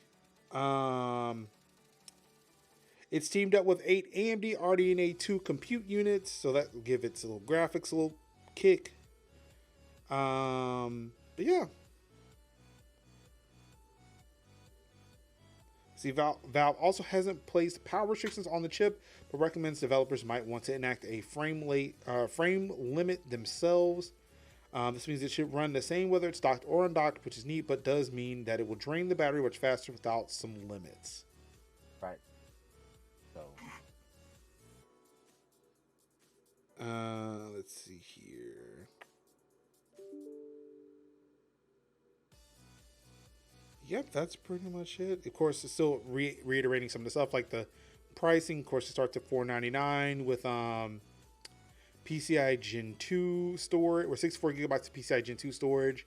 You can get 256 and 512 gigabyte models that do have NVMe SSDs at 529 and 649 respectively.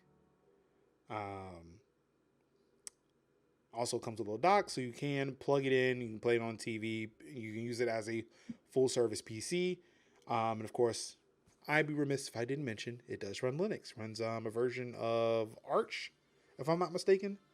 But hey, if you want, you can install Windows on it. Wouldn't recommend it. But actually, no. Yes, please run Windows on it so you can play all those amazing Game Pass for PC games. That part. Or you can even play it in the cloud, on the browser. Our buddy Phil Spencer says it works great for that. Either way, No, it does not play come Game with the Pass. dock. For what I'm saying, it does not come with the dock. It doesn't come with the dock. And put a massive heatsink in it. All right. More news. Speaking of Xbox Cloud Gaming being available on the Steam Deck when it comes out in February, you can play Xbox Cloud Gaming on your Xbox One and Series X and S consoles if you have Game Pass Ultimate.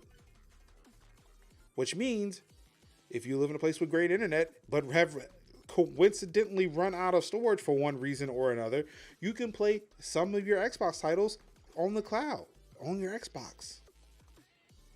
Or if you are that impatient person, let's say, Halo comes out on December 8th and you still have to download it, well, why not start your journey on Game Pass while the game downloads, or on cloud gaming while the game downloads?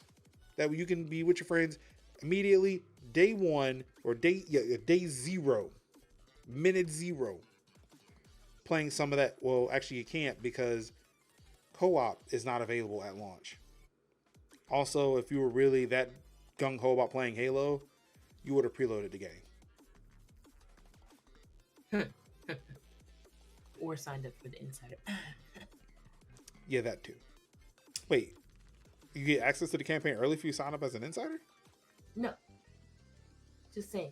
If you really wanted to play Halo, you would have. Well, I'm talking about the campaign, not the multiplayer. Yeah. Halo Infinite coming out in pieces. Here for it. I'll take whatever they give me at this point. I just. Actually, yeah, because I don't think I have that story here. But yeah, Halo Infinite's multiplayer is out right now in beta with Season 1 launching on Monday. It was rumored for so long, and they surprised everyone by announcing that it was going to be available during the 20th anniversary celebration on November 15th. Yeah, so go for it. It's available on Xbox One, Xbox Series S and X, and on PC right now. And it's free. And you can get it on Steam. Xbox, please. We really would like to help you. Send me the limited edition. Xbox. Send us all a Series X. That'll work. Yeah. I mean, look, you know what? I don't have to be greedy. It's like, if I can just have extended Game Pass Ultimate, I'll be happy with that.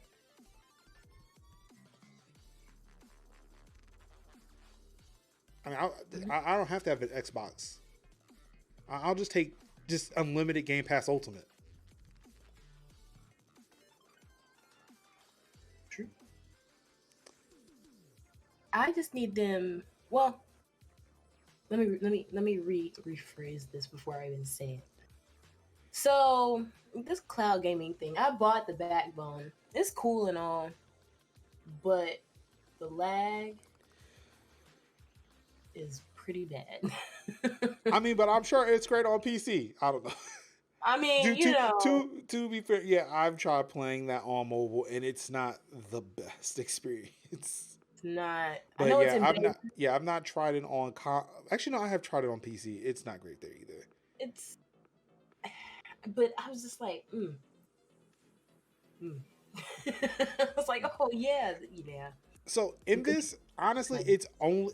I hate to say it, I really do. Given what we're trying to do here, Game Pass cloud gaming on Game Pass is the worst one. Luna works amazing. Stadia works amazing. Nvidia GeForce Now works amazing. The only one I have trouble with is Game Pass. It's just not good. Good. I'll say yet. I'll give them time. I will give them time, but yeah, out of the 4 big ones, it's in last place. Mm-hmm.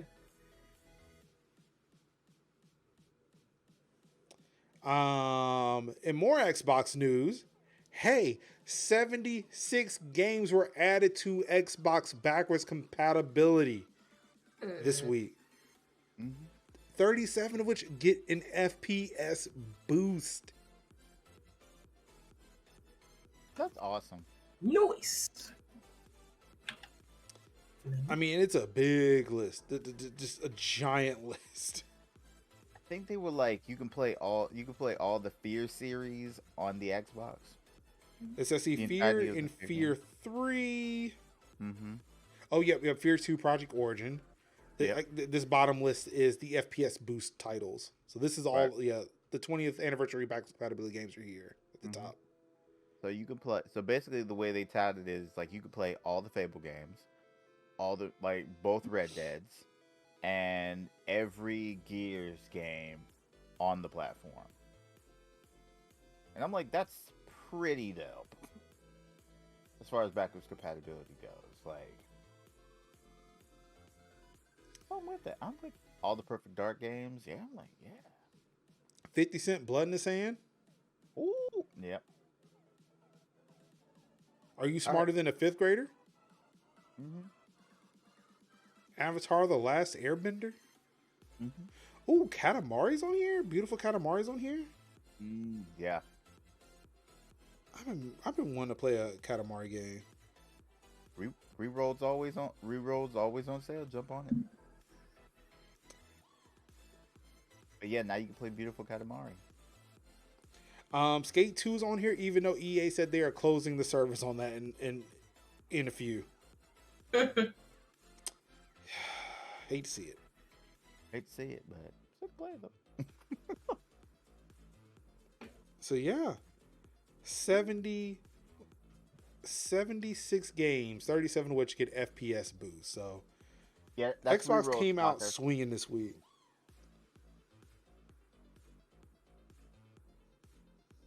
Let's see, what's this about? The NVIDIA GeForce Now is capping FPS for priority tier users, running at not quite 60 FPS. I did see this, and I did kind of dismiss it. Yeah, apparently people were noticing that the frame rate, if you were on the priority tier for it, the games do not run at 60 FPS. Like, and you're using what I think you're using the 30. I think this is the 3080 version.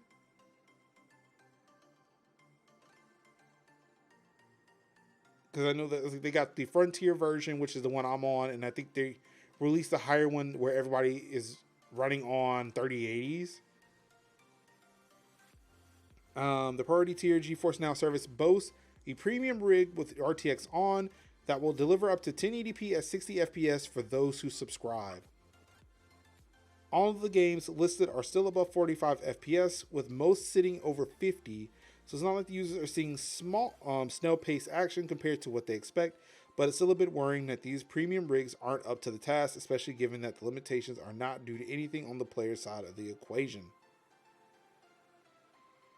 For starters, Guardians of the Galaxy, the game the Reddit user was originally investigating and had confirmed to be limited to 50 FPS, isn't even there. Seeing a game like Dying Light limited to 50 FPS while Outriders can still run a little bit higher at 55 also induces a bit of head scratching. Yeah, that is weird. And what are they paying, like $50 for 6 months of priority GeForce Now? Yeah, that's not great. So let's go Luna. I guess Luna. Well, Luna's always been my top dog.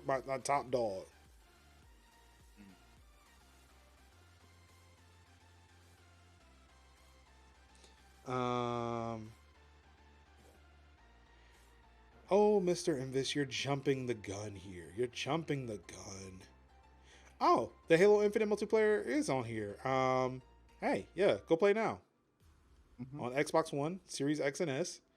and on PC through the Microsoft Store and Steam. It's free. Yep. Right now. Go play. Already After watching this. Wait, does all the stuff we unlocked in the preview get transferred over? I mean, I don't know. That I'm not sure about. Really?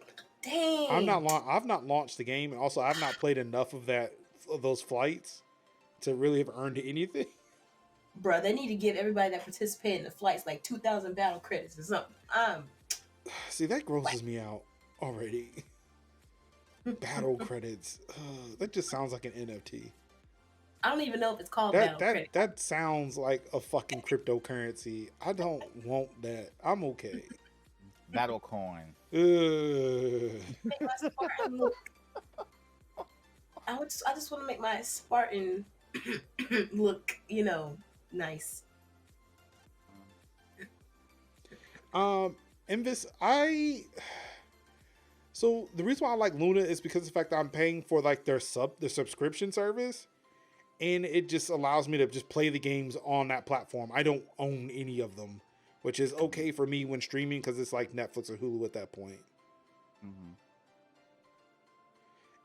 Luna for me has never been bad. Like to me, Luna always set the bar.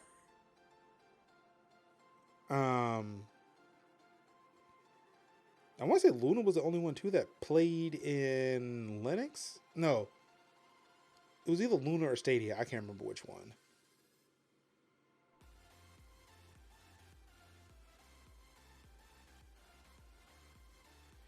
Look, letting Spartans use prosthetics and the accessibility options, I can stomach the Fortnite model. Yeah, and that's the thing. Like the Fortnite model itself is not that bad. Especially like if you're making games free for anybody to play, I'm okay with that. And like give people the option to put more money into it if they want. It's just that when you throw 50 million coins at it, it's like, this is just too much. I'm okay. I don't need all that. So the issue for me is that sometimes I get packet drops, and that is not. Yeah, and again, like so. Let me put this here. I have symmetrical gigabit up and down. I will not have a problem with any streaming service. I should have probably started with that bit of information. Yeah, for me, playing a streaming service is not going to be an issue. It's not a networking issue for me. I don't see those drops. That's why I can say like every streaming service except for xCloud is great.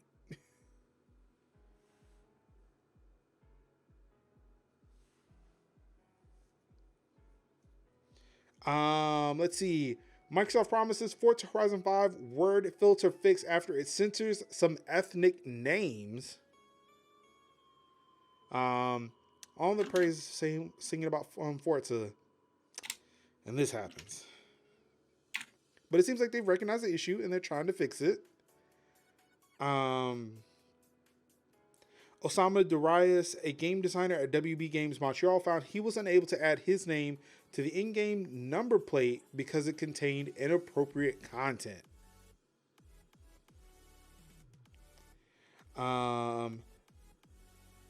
Nazi Fairs, head of localization and communications at the Four Winds Entertainment, received the same message when trying to add his name to the number plate.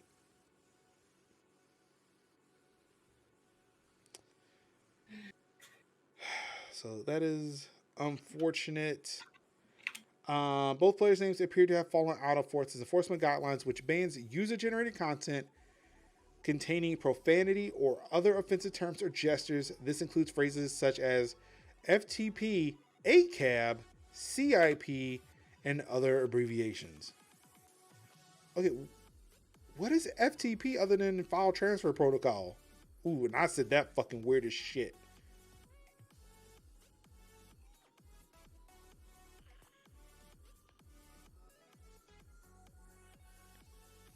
Yeah, like FTP is file transfer protocol. Oh. Oh, that's right. That's right, because I wanted something that said SFTP. I remember this conversation now. Yep. I wanted something that said SFTP because it's secure file transfer protocol. Okay. So, do I want to know what CIP stands for? Anybody want to help out with CIP?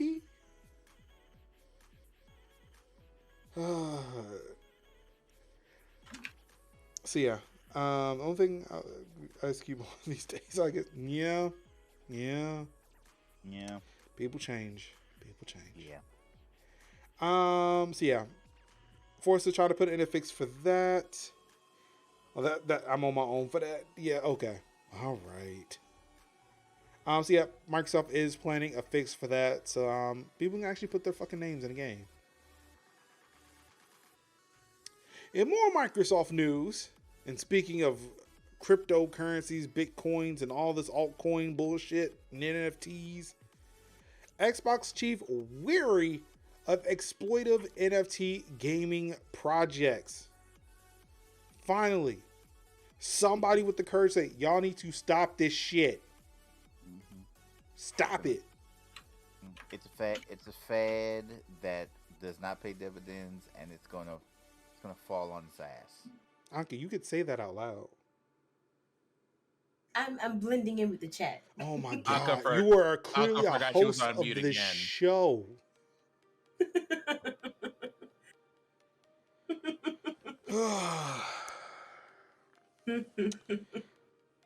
Anka says delete all that shit. All that shit. Anka can't be heard. I'm just silent. Listen, Anka can't be heard on this show cussing and stuff, all of that. The people on her prayer list are going to find out and come to her house. Good point. Saints are coming. In this, like, we've discussed that before, and I was talking to Tycho about it, where there was a TikTok that I shared that said exactly what Tycho was saying. Like, hey, here's all the great uses for blockchain, but we keep adding the bad things to it, and that's what's making it bad. So, right. Yeah. I understand why blockchain is being used, but people are adding all the bad shit that comes with it, and it's like, yeah, this ain't great. Mm-hmm. Oop.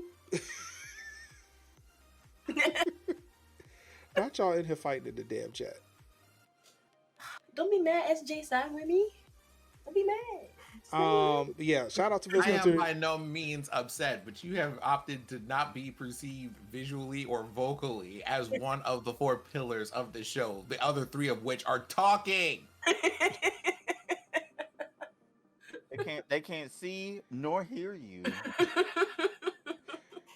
And we have to interpret you. Remember when she pantomimed at me because apparently she couldn't be perceived at one point?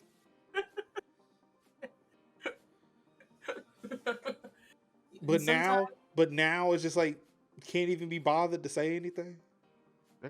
Sometimes, what did Ernest Hemingway say? The writer must write what they have to say, not speak.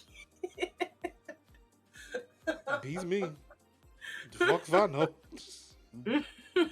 I ain't as educated as you think I am. They gonna have us thinking we don't let you speak. Like, I'm gonna say something. They told me I couldn't talk.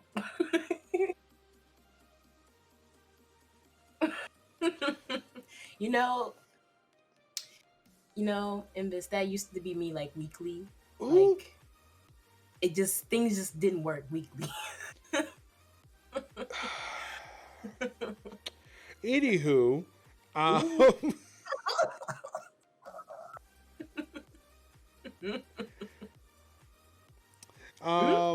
quote, what I'd say today on NFT all up is I think there is a lot of speculation and experimentation that's happening, and that some of the creative that I see today feels more exploitive than about entertainment. Your man said what he said. So Steam is going widely accurate too. True. So Steam is taking a stance against blockchain games. It looks like Xbox has no plans to put that shit in there. So I wonder how Ubisoft and EA are going to feel about that. But Phil Spencer was not done this week. He was not done. Phil Spencer wasn't done, you say? Oh no. In the same Axios interview, Microsoft's Vice President of Gaming, Phil Spencer, wants the games industry to preserve older games through emulation. Let's also not forget that that's clearly what they're doing with the Xbox right now. Mm-hmm. Yeah, they are. That's all running through emulation. And Microsoft's like, well, shit, the fucking shit works. We can run a virtual machine on Windows. Why can't we do it on Xbox? What the fuck are y'all doing? That's how xCloud is fucking working. What the fuck are y'all doing? I'm like, thank you. I'm glad somebody said it. Yeah. And it's that thing of like, remember when we talked about the Kotaku and that PC Gamer article about Metroid Dread?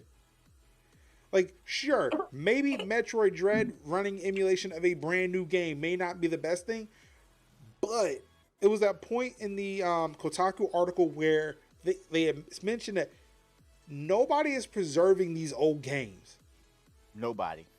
So the only way we can get them right now is through pirates who are getting these stuff, emulating it, and providing those ROMs to people so that we could still continue to enjoy them to this day.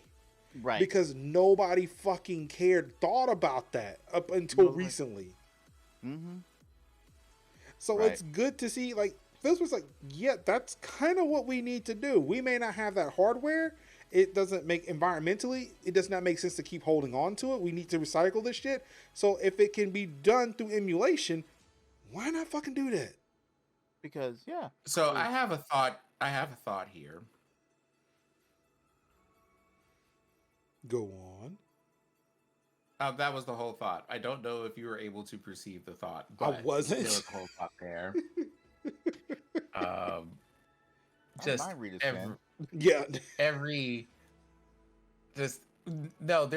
some audio here. Y'all did not hear the audio. No. It's just the way that we're just sitting here being like, I don't know how many times y'all are gonna have to rehash these things until Nintendo listens. I mean, I suppose, but it's the way that I just want to go. Too. No, Sony, not possibly. Sony needs to listen. And Sony. I mean, they're doing more than Nintendo. Yeah, to a degree, but it's mainly like the old Japanese developers who are like, "Yep, we're done with this. We're throwing away the source code." Like, why? We're looking at you, Konami, Silent Hill. You know, it's just it's sitting here and it's like,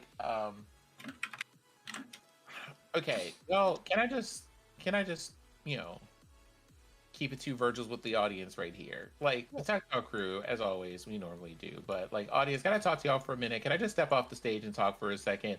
I am so tired of having to just have people come to the same conclusion of this is actually terrible, and the reason why it's terrible is because, like, y'all don't even have anything useful you want to do with this. Y'all just want to, like, you basically just want to rob people. Mm-hmm. Oh, also, dear Xbox, I hope if you say that you put emulators on your systems from here on, that would be nice. I mean, they do. You can. Yeah, like, honestly, that was suggested to me with my Series S. Mm-hmm. I haven't done it yet, but yeah, you can totally do it. You can slap RetroArch on that bad boy and play all the N64 games. Okay, so it's something you have to manually install, yeah? Yeah. Mm-hmm. Okay. I mean, and then too, again, these games are only backwards compatible because of emulation. Right. Like today, we just got 76 games that are just emulated games. Yeah. On top of the hundreds prior to that. Yeah. Like, you play Grab by the Ghoulies if you want to play stuff. Cameo. So yeah, I mean, like I said, Microsoft has been talking that talk for the longest. Mm-hmm. Ever since Phil took over, it was like, yep, all that backwards compatibility, we got that. You know, he does that. it is rare that I'm ever just like, yay, corporation said not foolish thing. But, you know, I'm going to give Phil Spencer a thumbs up for today. Microsoft has kind of been on that upswing lately. Like, not just Xbox, but like the whole of that company has been on an upswing since Satya took over, since Phil took over, Panos took over. Sarah. I will give you Sarah, even though she works under Phil. But I mean, Sarah, yes, Sarah. I will give you Sarah. I love Sarah.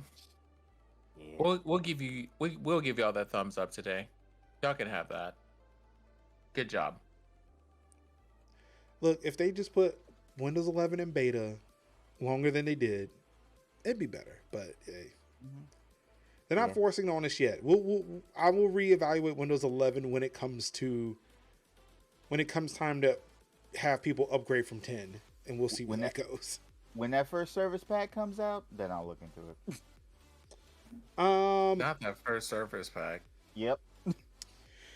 And now we're getting into the meat of the show. Phil Spencer, yet again, not done. He's not done. He has more to say.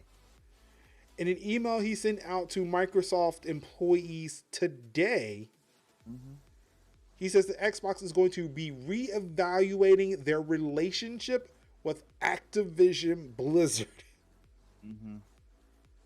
After news broke yesterday that your boy Bobby K decides he wants to sit there and fuck around and find out, threaten a woman's life, even though he says, look, I was being hyperbolic and I apologize profusely. And then the board sticking by their man. And then the company higher ups saying that, hey, you know that zero tolerance policy that we haven't acted for all of y'all? Nah, he's excluded. Okay, Phil Spencer came out with that shit. Phil Spencer looked at Bobby K, looked at him in the eyes, and snatched his chain and threw it back in his face and said, "Who gonna check me?"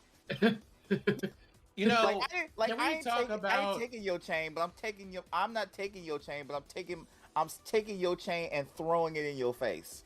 Get this cheap shit out of my face. Talk about the way that I appreciate the following. This is kind of a life lesson thing for just humans in general. Right. If you care about your people, you check them when they are fucking up. Right. Like the way that, this is kind of like from one CEO to another, what the fuck are you doing? Oh, nah, get that out of here. Like that energy at all times. Now, this is not to say that, he was the only one. Again, I organize these because there's a flow to the show. I like to have a flow. Right. Unfortunately, because Sony's CEO, Jim Ryan, said something yesterday. However, and I wish there was a better way to do this, because Jim Ryan said, hey, we ain't feeling Bobby. And I was having a conversation with somebody, or a small little conversation on Twitter with somebody about this yesterday, where they were saying like, hey, you know what? What will really go good is if, they delisted the games. If they delisted Activision Blizzard games. I said, they're not going to do that. But then Phil said, oh, we not? Oh, we not? It's the season of drag. We ain't gonna remove of the ether. Activision about to move you to the ether. I don't know what the fuck happened to your audio just did. You know what, that audio added some gravitas. It kind of did. It felt like some he went to the ether. He said, "This is where you gonna be at." that has some zest to it. I liked it. Yeah, something we do like to create. Sorry, we do like to have an artistic moment. I love it. I love it. It's the fact that once again And Phil has pulled up with the, y'all better not say that and not do it though. And I was in Mega Ran's Discord and we were talking about it, and they were like, we were talking about like, yeah, so they should just remove the games. And one guy was like, well, oh, they got a Diablo. I said, dude, do you not know Call of Duty Vanguard just dropped a week ago? Call of Duty Vanguard. But did you see how Activision took their name out of the Core trailer? Wars, all the old games, the remastered stuff, Overwatch. It's like that would fuck somebody's day. Like you talking about just Diablo? Like, no, they got shit in the fire currently that will fuck somebody's day up. Right, that part.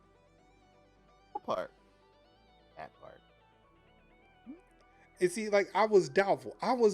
When Jim Ryan said something. But when Phil's like, you know, we may reevaluate. Like, oh. You know what? Nah, somebody with more power than me said, yes, that's what the fuck we may do. Okay. Right. Okay. And then, you know what? I can see it now. The vision is plain. It is clear. I see you. I see your roadmap. Right. Because we are mere mortals. We can't comprehend this. But we're looking upon them like the new Genesis and the new gods, and we're like basically like, oh, they can do whatever. Oh, okay. Because you seen what happened. You seen what happened to one game, the Cyberpunk, where they would just like take it off the store for a while till they figure this shit out expeditiously. Oh shit! Damn, they did do that. We talked about Cyberpunk so much. I forgot that happened. Now imagine, and that was one game that was messing up. Imagine. A whole ass company gets just delisted. Just all the games, like nobody like delist all of it. Not saying get rid of it, not saying you can't play them, but I'm just saying we're not selling them till you figure this out. They pull an Apple versus Epic. We're gonna remove your development credentials, motherfucker. No credentials. Make another game. Not the credentials. I dare you to make a game. Pull the credentials right now before Vanguard. Pull it now before Vanguard kicks off. Well, by the time all this is over with, the only thing they got is BattleNet. Ain't no Steam, no Epic. Yeah, they ain't got Steam. But see, that was the problem, because it was like they decided to do their own little thing, and now they all sitting up there in the corner. So if you're like saying like I'm not using BattleNet, well, guess what? You're not on Steam. I forgot they're not on Steam. They're not on Steam. None of it's on Steam. So because you've basically imagine you walling yourself off, and then being like, "Oh, we ain't got no connection." Heck, EA had to throw a game on Steam. Guess what that Steam is? Guess what that game is? Apex. Apex is on Steam. You don't need Origin to play Apex. You do. Don't. I think no. It still puts a client on there. You don't. You still have to log in through EA. I mean, you log in through EA. Yeah, I mean, there's like a EA desktop client, if I'm not mistaken. I mean, I don't know. I've got the EA desktop client just installed on the PC anyway, so fuck it. I'm about to pull it up. That's what I thought there was still an Origin thing client for it. Because like, how else do you sign any EA shit? Because that's almost like saying like downloading Madden through Game Pass. I still had to download the desktop. All you have to do is you have to link your EA account to Steam, and that's it. Okay. All right. Well, let's find out. That's what's up. That's what I'm saying. Oh, Apex. Oh, Apex. Y'all are cracking me up today. Apex. I'm like, we can offer. I could just sit and have a front row seat to this. That's all this is. Not Apex. In more Activision Blizzard news, of course, the news about Bobby Kotick came out. Activision Blizzard shareholders are calling for CEO Bobby Kotick's resignation. Not only that, at the last reporting I saw, there were over 1,000 employees calling for his resignation. Mm-hmm. At last reporting, there were over 500 civilians, me included, calling for it. There's a petition going out for that. Oh yeah, the shareholders. And this came out after the board was like, yeah, we stand by our man. And somebody did mention, yeah, they him and another exec are in a certain individual's black book too. So yeah, of course. Mm-hmm. Young, we hope. There are people out here who don't. We don't ask for a lot. We just ask for justice to be served, and it would be nice to get a win every now and then. Mm-hmm. But I'm with Roy better now. Are we at the end of our Activision Blizzard saga? Because I have something I would like to add at the end. No. Also, your video is very delayed too. Oh, not anymore. Seems like it's synced now. One more. Remember we talked about last week, Jen O'Neill left Activision Blizzard after only being there for a few months? Yep. We found out why. Like, not the one about her male counterpart. Not about her male counterpart. We're not talking about that. Because, income inequality and the glass ceiling aren't real.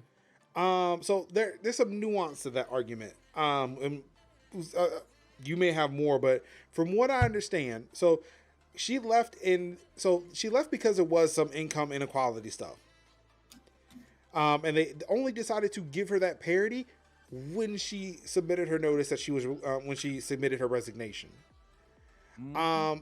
According to her and Mikey Barra both were lobbying for pay equity. So it was like both of them. So it's not like she was doing it by herself while he was getting the most money.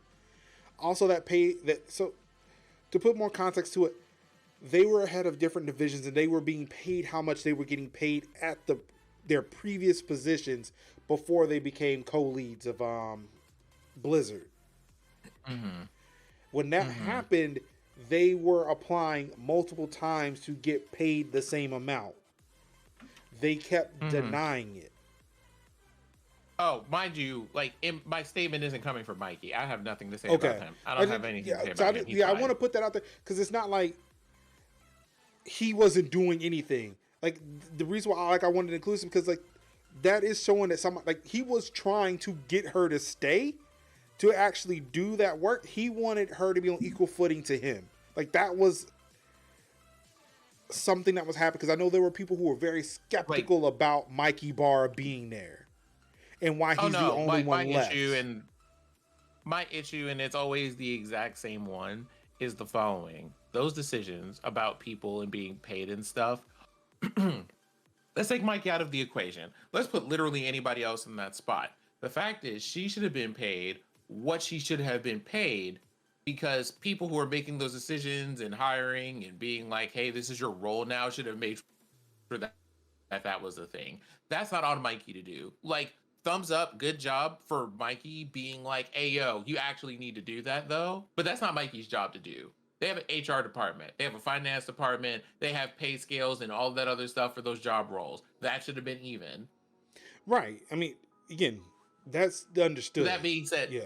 But that being said, sauce and seasonings and all that other stuff. Hey, Mikey, that was cool. Thanks. People across the board, hey, do that more often at your places of work. All right, that's it. I'm out of cookies. And that's all the Activision stuff. So, can we just... I need to talk about this thing with Bobby Kotick for a little bit. It was something that y'all may have seen me talking about on the Twitters around Tuesday or so of this week. And I will rehash that here for this show.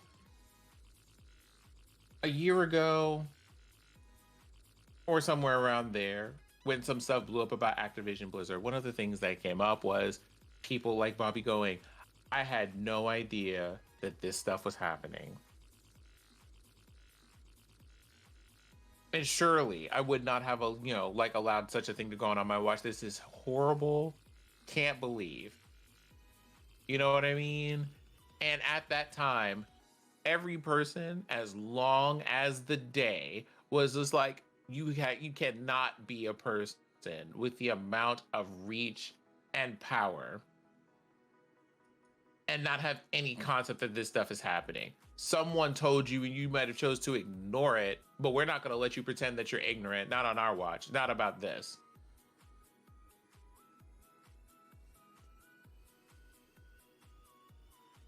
Y'all should have believed us the first time when we told you that these people just sit up here and lie to your face about the stuff that they know and that they don't. We know when people are like over here trying to make sure that they don't get caught in the crossfire, trying to protect their interests and make sure the shareholders don't come for their unmoisturized, unkempt, and raggedy edges. What's so hard about doing the right thing the first time? Part of it is not doing work. Part of it is just, you know, like, y'all didn't have to do this in the first place because y'all could have just been like, yo, not being about the fuckery. But when we tell y'all that there's fuckery afoot about some things, listen the first time. Like, we do not, I can tell you personally, I do not just sit here and be like, you know what I would like to do? Just like shitpost and say things about people that aren't true. I really don't. I don't want to believe that people just get on the internet and lie about the things that they know and that they don't know when like stories and things, people are coming forth about stories of like abuse and assault and other like horrible workplace conditions and all this other stuff, but they do. And there is a consistent pattern of lying. Mind you, this person told us this. How long has the DFEH been after Activision Blizzard and other companies in that whole vein right now? It's been a few months. Hasn't that been like a process of like what? Actually, no, it had to been years. I'm sorry, it's been years, but we've known the suit's been a few months. The suit's been a few months, but they've been investigating this stuff for years. For years. The last time we talked about this, they went back to 2016. This man is telling us in 2020 that he didn't know something that people were investigating for, asking for information for, and everything else that he probably had to be aware of because it had to come across his desk at least once for compliance reasons.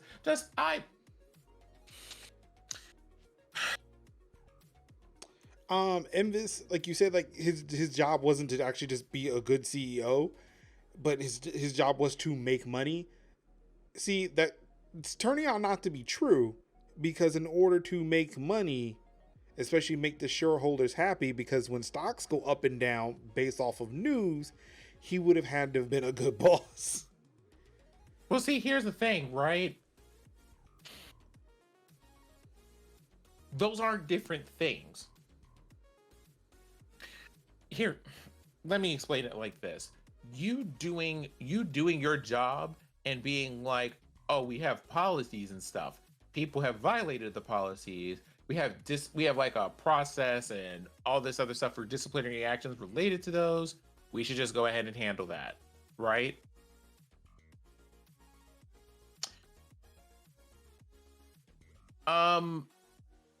When you don't do that, this is what happens. This is what happens. It'll be things like, well, CEOs and VPs and people who are making money and all this other stuff aren't supposed to be good people. Well, okay, sure. But it's just like doing your job at the very bare minimum is clock in and actually do your job and then go home.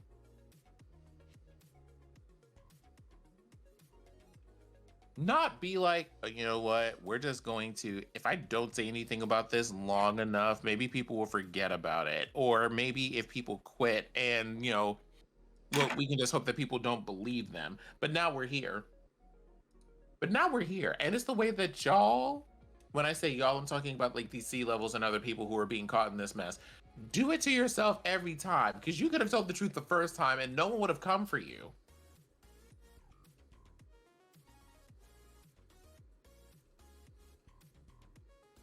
Telling lies only leads to more lies. You know, and that's just like a thing across the board, right? Unless we have reason to believe otherwise, we just need to assume that in most cases, especially things like this, and I harp on this because the big thing for all of these CEOs and the people involved is we didn't know that this stuff was happening. I didn't see this. And now all of this stuff is coming out. And the whole focus and point of all of the stuff that's happening with Bobby Kotick is, oh, but he knew. he knew, and we have receipts for how much he knew. And it sure was a whole lot of shit that everybody told y'all that he knew, and y'all didn't want to believe them. Now you have to, and it's a public spectacle. Y'all could have just believed us the first time. Yep. Because it's not like this stuff doesn't have a pattern of behavior. It always does. Mm-hmm. Anyway, do continue, Linux. Do continue. Let's see. Where are we? I know we were just dragging NVIDIA for filth before, but hey, they announced something awesome for anybody who does not have a GeForce RTX card. NVIDIA has launched a revamped image scaling feature that aims to provide a DLSS style performance boost in your games, as well as iCat, a new screenshot and video comparison tool that will let you see the difference for yourself. For those who do not know what DLSS is, I can't remember what the fuck it stands for now. Luckily, there's well, no, that just links to DLSS articles. Deep learning super sampling. So essentially, hey, you can run a game at kind of a lower resolution. The AI will upscale that image and give you an amazing high resolution image based off of what the software thinks your game is supposed to look like. Should be able to give you better performance in video games. And now NVIDIA has come out with a open source kind of version of that. So for those who do not have RTX cards, whether they're on a GTX 10 series, 16 series card, or they're on AMD, or if they're running the Intel GPUs when those eventually come out, they'll be able to get some version of super sampling that works like DLSS, but not quite, because there is no machine learning attached to it.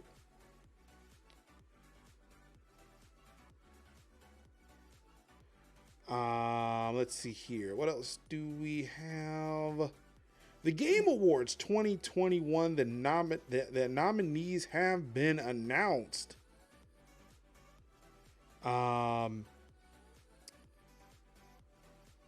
Hey, Ratchet and Clank up there. Let's go. Let's see.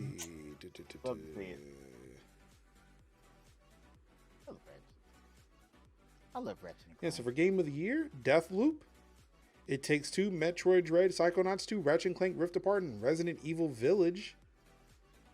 Or Ratchet. Somehow, Cyberpunk 2077 made it to this list with best score in music. Yikes. Oh. I mean, the game wasn't great, but the music was okay. The music was okay. The music was okay. We can say what we want about Cyberpunk 2077, but the music was okay. Now this is one that I love here. Best performance. Erica Mori as Alex Chen from Life is Strange: True Colors. Giancarlo Esposito as Anton Castillo in Far Cry 6. Jason E. Kelly as Colt Vaughn in Deathloop, or Colt Van. Maggie Robertson as Lady Dimitrescu in Resident Evil Village. Oh. And Ozuyama Akaga, and I probably butchered her name, as Juliana Blake in Deathloop. But I feel like they're gonna give that to Lady Dimitrescu. If they do, somebody needs to be a stern fucking talking to. There are 4. Oh wait, I'll let you. Let me see if we're on the same page here. What were you gonna say, Kev? You were gonna say something before I accidentally cut you off? I'm just saying there's probably gonna be a lot of the amount of 9-foot lady love that I've seen. Okay, so you went a different way. Yeah. You went a different way. I was gonna sit there. I was gonna sit to say that they would find the one non-BIPOC person and give it to them. Yeah, i.e. the 9-foot tall vampire lady. It's like the deck is stacked, and they're gonna find a way. as soon as I heard Lady Dimitrescu, I was like, "Welp, welp." Let's see here. There's one more. Oh, best community support, Apex Legends. Okay. First, unfortunately, always wins. Unfortunately. Yep. Yeah. Let's see. Innovation and accessibility. I like this one. Far Cry 6, Forza Horizon 5, Marvel's Guardians of the Galaxy, Ratchet and Clank Rift Apart, and The Veil Shadow of the Crown. Honestly, right now I'm seeing Forza Horizon 5 on this one. I haven't seen Far Cry 6. I own it now, but yeah.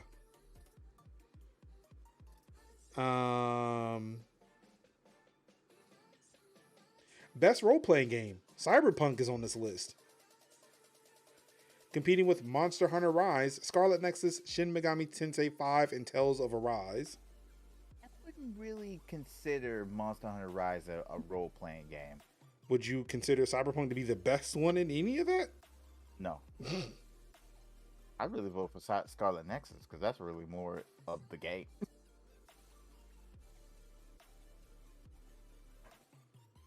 Let's see, what else we got here? Yeah, if a game that got snatched wins, somebody stuffed the ballot box. Mm-hmm.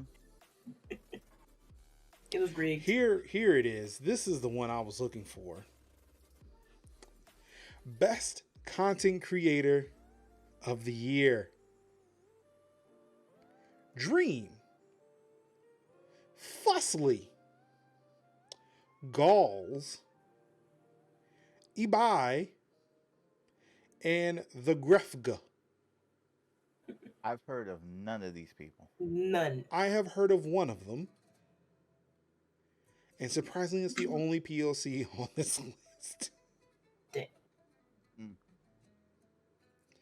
And I only heard of him because I think he was getting a Fortnite. He was the one who got that Fortnite skin, and I think hit that Twitch. He hit a record on Twitch. That guy. Yeah. It's like that guy still didn't know who he was. Like that's what if it was like, oh, the guy that got that skin, and I'm like, oh, nice. Yes. Still don't know who he is. So this guy. And if you mentioned his name like 2 weeks later, I'd be like, I still don't know who that man is. Oh wait, let's see. Ooh. Okay, so now I think we have to have a conversation because I don't understand the EU as much as I should. The Americas, I kind of get. It's very easy, but the EU is different. He is Spanish, and I believe he is from Spain. Yeah, Spania. So that does not make him POC, right? You know, I never know how to answer. That's being born in Spain? Yes. Yes, it does. Oh, it does? Yeah, that's kind of covered in general by like your like general like Latin culture. Like that's all of it. So like so that's kind of Italians, part of that whole thing, right? So Italians, Portuguese, or at least as far I don't know. Because you're in Europe. You're in Europe, not Central America. Well, I mean, for most of what most people define as, or at least around here, what we define as Latin culture is mostly Spanish-speaking culture. Not, for example, French-speaking culture, Italian-speaking culture, or like the Basque country, for that matter. Because I know, which is funny in how that works. Because I know there's been some conversation that the reason why I bought this list up was the fact that there has been talk that there are no POC on this list. And I believe this was coming from, I can't remember. And because I do not want to, I remember seeing it. I do not want to incorrectly contribute who said, I don't want to say incorrectly who said it, but I have seen talk of that. The content creators of the year, there are no POC. So this is why I asked, does Spanish is that POC, or are they still white because they're European?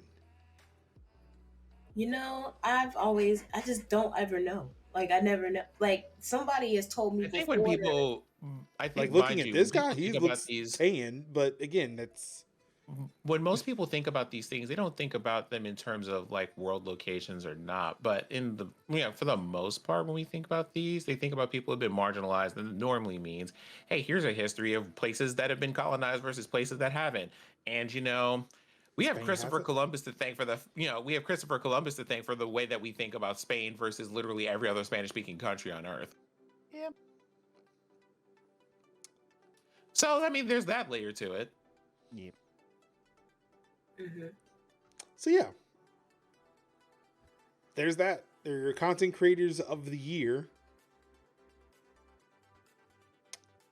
I would say for the first time in a long time, well, first time in actually not a long time ago. I want to say last year was probably the only time where we actually did see some level of diversity. It went back. It snapped back real hard. Mm-hmm. The pendulum swung back. See, you know, I don't know, because like somebody told me before, and I don't know if it was true or not. I didn't bother to do any further research. I just remember they told me. They were just like, you know, people from Spain are Hispanic, but people in like Central, South America, not well, I said North America, but yeah, anything else on our side of the world, they're Latino or Latina. So I'm just like, okay, okay. I guess. That's been. It would. This calls for a little bit more representation, some more diversity, equity, and inclusion. It'd be nice to have someone who could answer these questions for us, because I do not feel comfortable speculating and being wrong, and just assuming something about people that I don't know. I would also say, however, it would be nice if, for people who are looking at the image of all these people who won these awards, if they looked like something beyond the 1 to 2 setting on your toast. Beyond skin tone 1. Yeah, by the way, this is one of them, Dream. Oh my.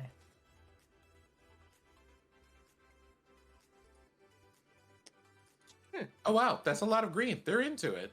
Mm-hmm. Okay, well, here's Fussily.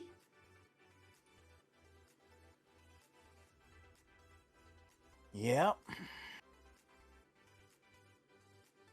Okay, so I don't. Okay. Okay. Okay. Galls.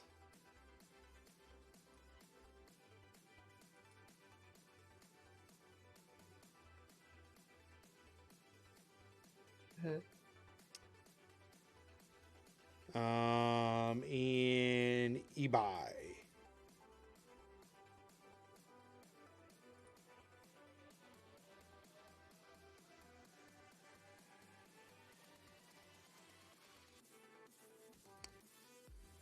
Okay. So I guess maybe I read that tweet wrong. Maybe it's so much like there isn't any people of color, there just aren't any black people.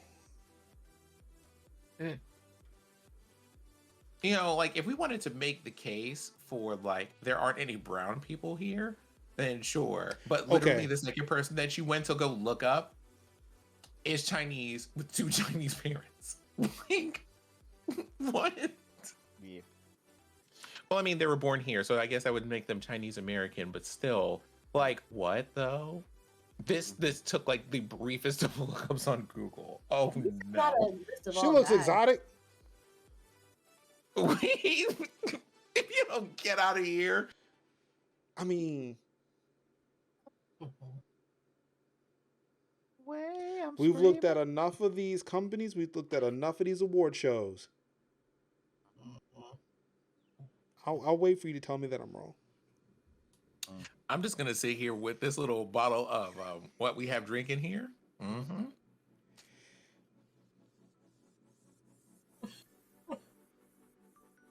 Oh, that was a Monopoly board turn? Was it? I've not played enough. I play enough capitalism in real life. I don't want to play the board game version of it.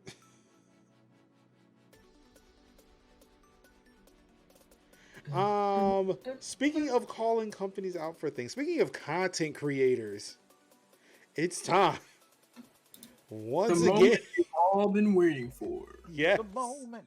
This is the moment. If Step you've been on down. waiting for. Number one. Yeah. You won. Streamlabs, come on down. You are the next contestant and nay winner. A fuck up of the week award. You know what? Y'all can go ahead and have this section. Let me know when y'all done. Didn't have. Here's what you won. Oh, Mr. Invis, you are in for a treat. You're in for a treat. Some game show music. Ladies and gentlemen, this is something that you're waiting for. Oh! Searching through the dark, your sweat dripping through the floor. It was. I'm gonna tell you something. It started off very nice. Tuesday, it was great. Tuesday was a nice day. Yes. If you were unaware of anything else that was happening. Yeah. Twitch support tweeted out they are partnering with Streamlabs to bring console streaming with overlays to Twitch. They called the service Streamlabs Studios. It was going to be amazing. You can choose it in your Xbox. Say, hey, I want to point my Xbox to Streamlabs. We put in overlays, alerts, all this cool stuff. And we can stream to Twitch without the need of a PC. It's new. It's amazing. It's fantastic.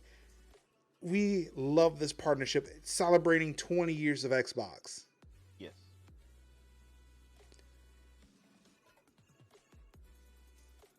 Then this hit.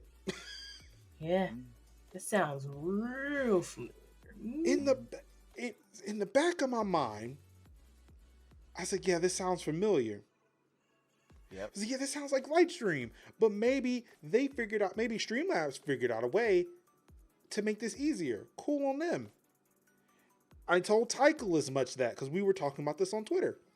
Until one of the employees of Lightstream showed up in my mentions and said, yo, we did this first. You know, they have a whole FAQ page on this.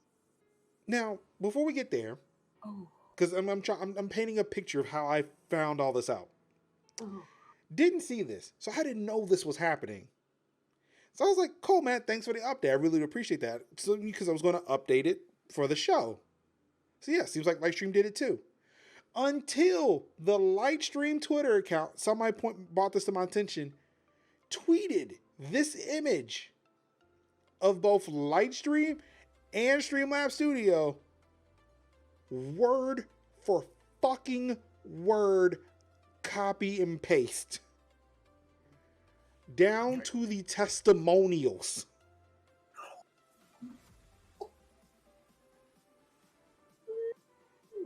And then went, oh wait, but then had the nerve to go, oh my God, it was just the boilerplate copy and we forgot to update it. We need to fix that. You raggedy bitch. You raggedy. So while Lightstream was doing, their little damage control, like trying to take control of a situation, Elgato showed up. Think of Elgato how you want. But oh wait, this your first time? As they show an image of Streamlabs Stream Deck. Oh yeah. They didn't even have the audacity to change the fucking name of the product. Streamlabs Stream Deck on the phone.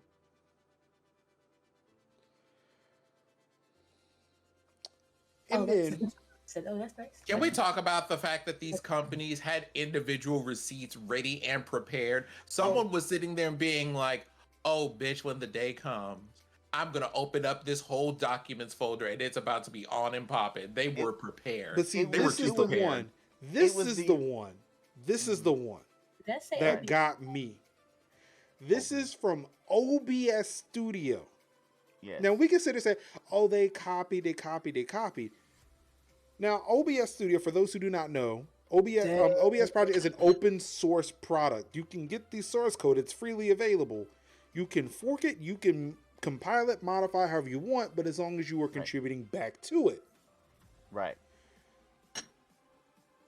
Streamlabs said, hey, we want to use your code. OBS is like, cool. The only thing we ask that you don't do is use the term OBS. Mm-hmm. Streamlabs looked them right in their face as they pushed the what if we live said- button on that fucking website. He said, what you gonna do about it? Live. Mm-hmm. Streamlabs OBS. OBS. I love them so wait. much for this because And they here's the could thing, have not lost. They could have lost their shit over this. Like, they not one person sat said anything on it. about that either. Mm-hmm. They sat on that for so long because, like, Mm-hmm. I think I was talking to somebody about it years. today. They could have done what Lightstream did today. They could have done what Elgato probably, but not actually. Elgato, I think they ignored it up until Lightstream brought this to everybody's attention. They were like, okay, I see you. OBS, I feel like OBS did not say anything because what could they do? Mm-hmm. And that's what gets me. Mm-hmm. This is a community project. Receiving donations, they don't make money like that. It's a free open source product. Mind you, Streamlabs went. Didn't Streamlabs go and do that and then use that to get partnered with a number of really large like platforms like Twitch and all this other stuff too? On top of that, once they built this, I'm just trying to imagine the Anecdotally, I've been hearing from people that Streamlabs bought ads on Google, so that when you search for OBS, yes, it pointed you to Streamlabs. The ghetto. Mm-hmm. The ghetto. Right. Oh, wow. All this time, we out here thinking, man, they like the collaboration project. Like, that's the thing too, and that's what baffles me in the year of our Lord 2021 to still hear people like Telia, one of them, God bless her heart, thought that this was a partnership between OBS and Streamlabs. That's what I thought so too, because I was like, no. Y'all should have asked somebody at the way beginning, because I would have told you, no, the fuck, this was not. I didn't know about the name stealing part, but it's like, no, this was not. No, they just forked that shit. No, it was a literal competing product. It was right. You know what's sad about it was like, oh, cool. They made their they collaborate, because that was my thing. Like, oh, they collaborated with Streamlabs collaborated with OBS. It's their version. It's like OBS, but with full Streamlabs integration, where it's like you can look at all the stuff, you can see what the alerts are, that kind of stuff. No, baby, no. And then it was like, no, you didn't have the blessing. No, baby, no. That's a Mitch move. I'm like, it's just that's gross. What makes it even better is that they were out here masquerading as trying to be a savior when the hate raids were going on. Mm-hmm. Oh yeah, forgot about that. See, people were like, "Yay, Streamlabs for making your own pay portal and consistent payments." Don't sub to Twitch. You can use ours, and you can use ours for consistent payments and get paid through Streamlabs. Mm-hmm. No, baby, no. Mm-hmm. And it was. They said, and all the while. And from what I understand too, and because again, what really turned me off from Streamlabs, I did not like them because they bought Ankbot. Unfortunately, I still have alerts, not on this profile for this show. There's no alerts that show up on here because I upload it as a podcast, and it's weird to have those noises go off. Right. But on my main profile for Major Linux Show, there are alerts. There are Streamlabs, which I've not gotten through to get rid of them yet or to move them somewhere else. Also, the bot that I'm using is Streamlabs chatbot, formerly Ankbot. Mm-hmm. And when Ankbot sold the client to Streamlabs, terrible day for me. Mm-hmm. Because it was like I did not want to have you stream. I did not want to use Streamlabs more than I had to, and this was years ago. Mm-hmm. Years ago. Right. And then what really got me, what really fucking pissed me off with Streamlabs was when they did that Prime shit. Yeah. Promising people a 1-page website. I'm like, nigga, I can give you a whole damn I can give you just a website, not a page. Mm-hmm. For cheaper than that. Right. Like, what the fuck? But ain't nobody gonna look at me. They gonna look at Streamlabs. And it's that thing of, and I was in Twisted's server the other day when we were talking about this. Or it had to be yesterday. This all happened over a day. I was talking to her. I was talking in their chat about it yesterday, saying that I don't want to sound like a gatekeeper, but Streamlabs enabled people who wanted to not put in the work to stream to do just that. Mm-hmm. And then when I said that, it was kind of re-explained. No, it's not so much that streamers did that. It's Streamlabs preyed on people. Right. By saying, yes, we know it's difficult. What if I offered you these amazing gifts for the low, low price of your soul? To become bigger than your wildest dreams. Right. And with people not knowing that, yeah, they stole the shit. Everything. Mm-hmm. Stole everything. And it's like they sell it as cheaper alternatives to actual working functional products. Like, I will not trade in my Elgato Stream Deck for something that runs on my phone. It's great, but it does not beat the physical hardware. Mm-hmm. That was something I had used. That was something I had used in the early beginning before I had my Stream Deck. And then it was like, once I got my Stream Deck, it's like, I don't need this. Boop. Because it works with everything now. It's like, XSplit, cool. OBS, cool. Streamlabs, yeah. cool. Like, and TNC mentions, like, yeah, or free, better working products. Like, OBS fucking Studio. Right. Mm-hmm. Like, and it's a thing to where I try to, like I mentioned to people, said, look, like, one, free, it's open source. I get fucking shit right then and there. Right. Like, new feature comes out, I get it day one. I don't gotta wait for it. Right. It's the reason why I want a Pixel over a fucking Samsung Galaxy phone. Right. I get Pixel updates right then and there. Every month there's a Pixel update.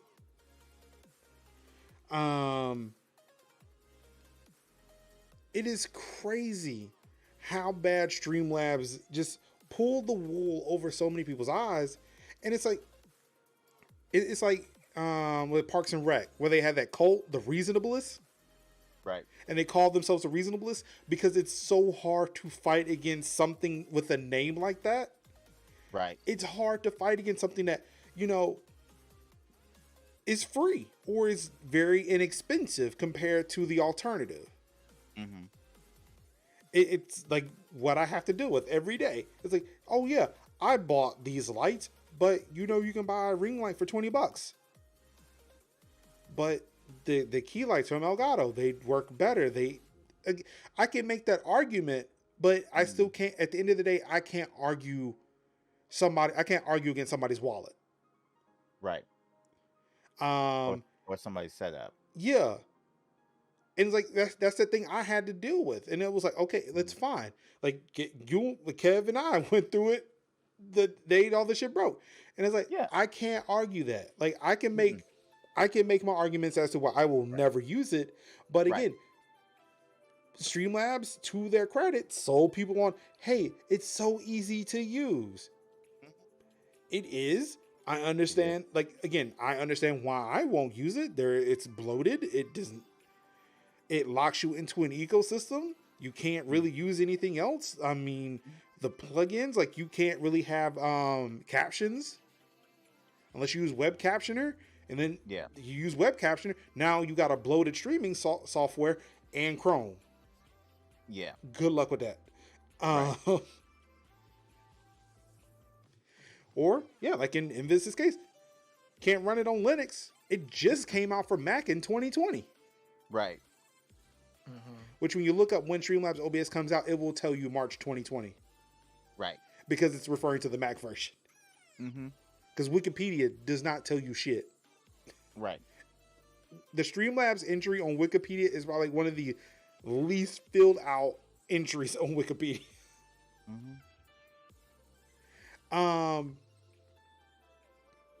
But yeah, I can't argue the ease of use and just the overall cost. Like the energy, the time, and the actual financial cost of using another product. Like I consider say it's superior, but somebody may not have that time, that energy, that money to put into it. And like, that's fine. But it's the way it became so predatory.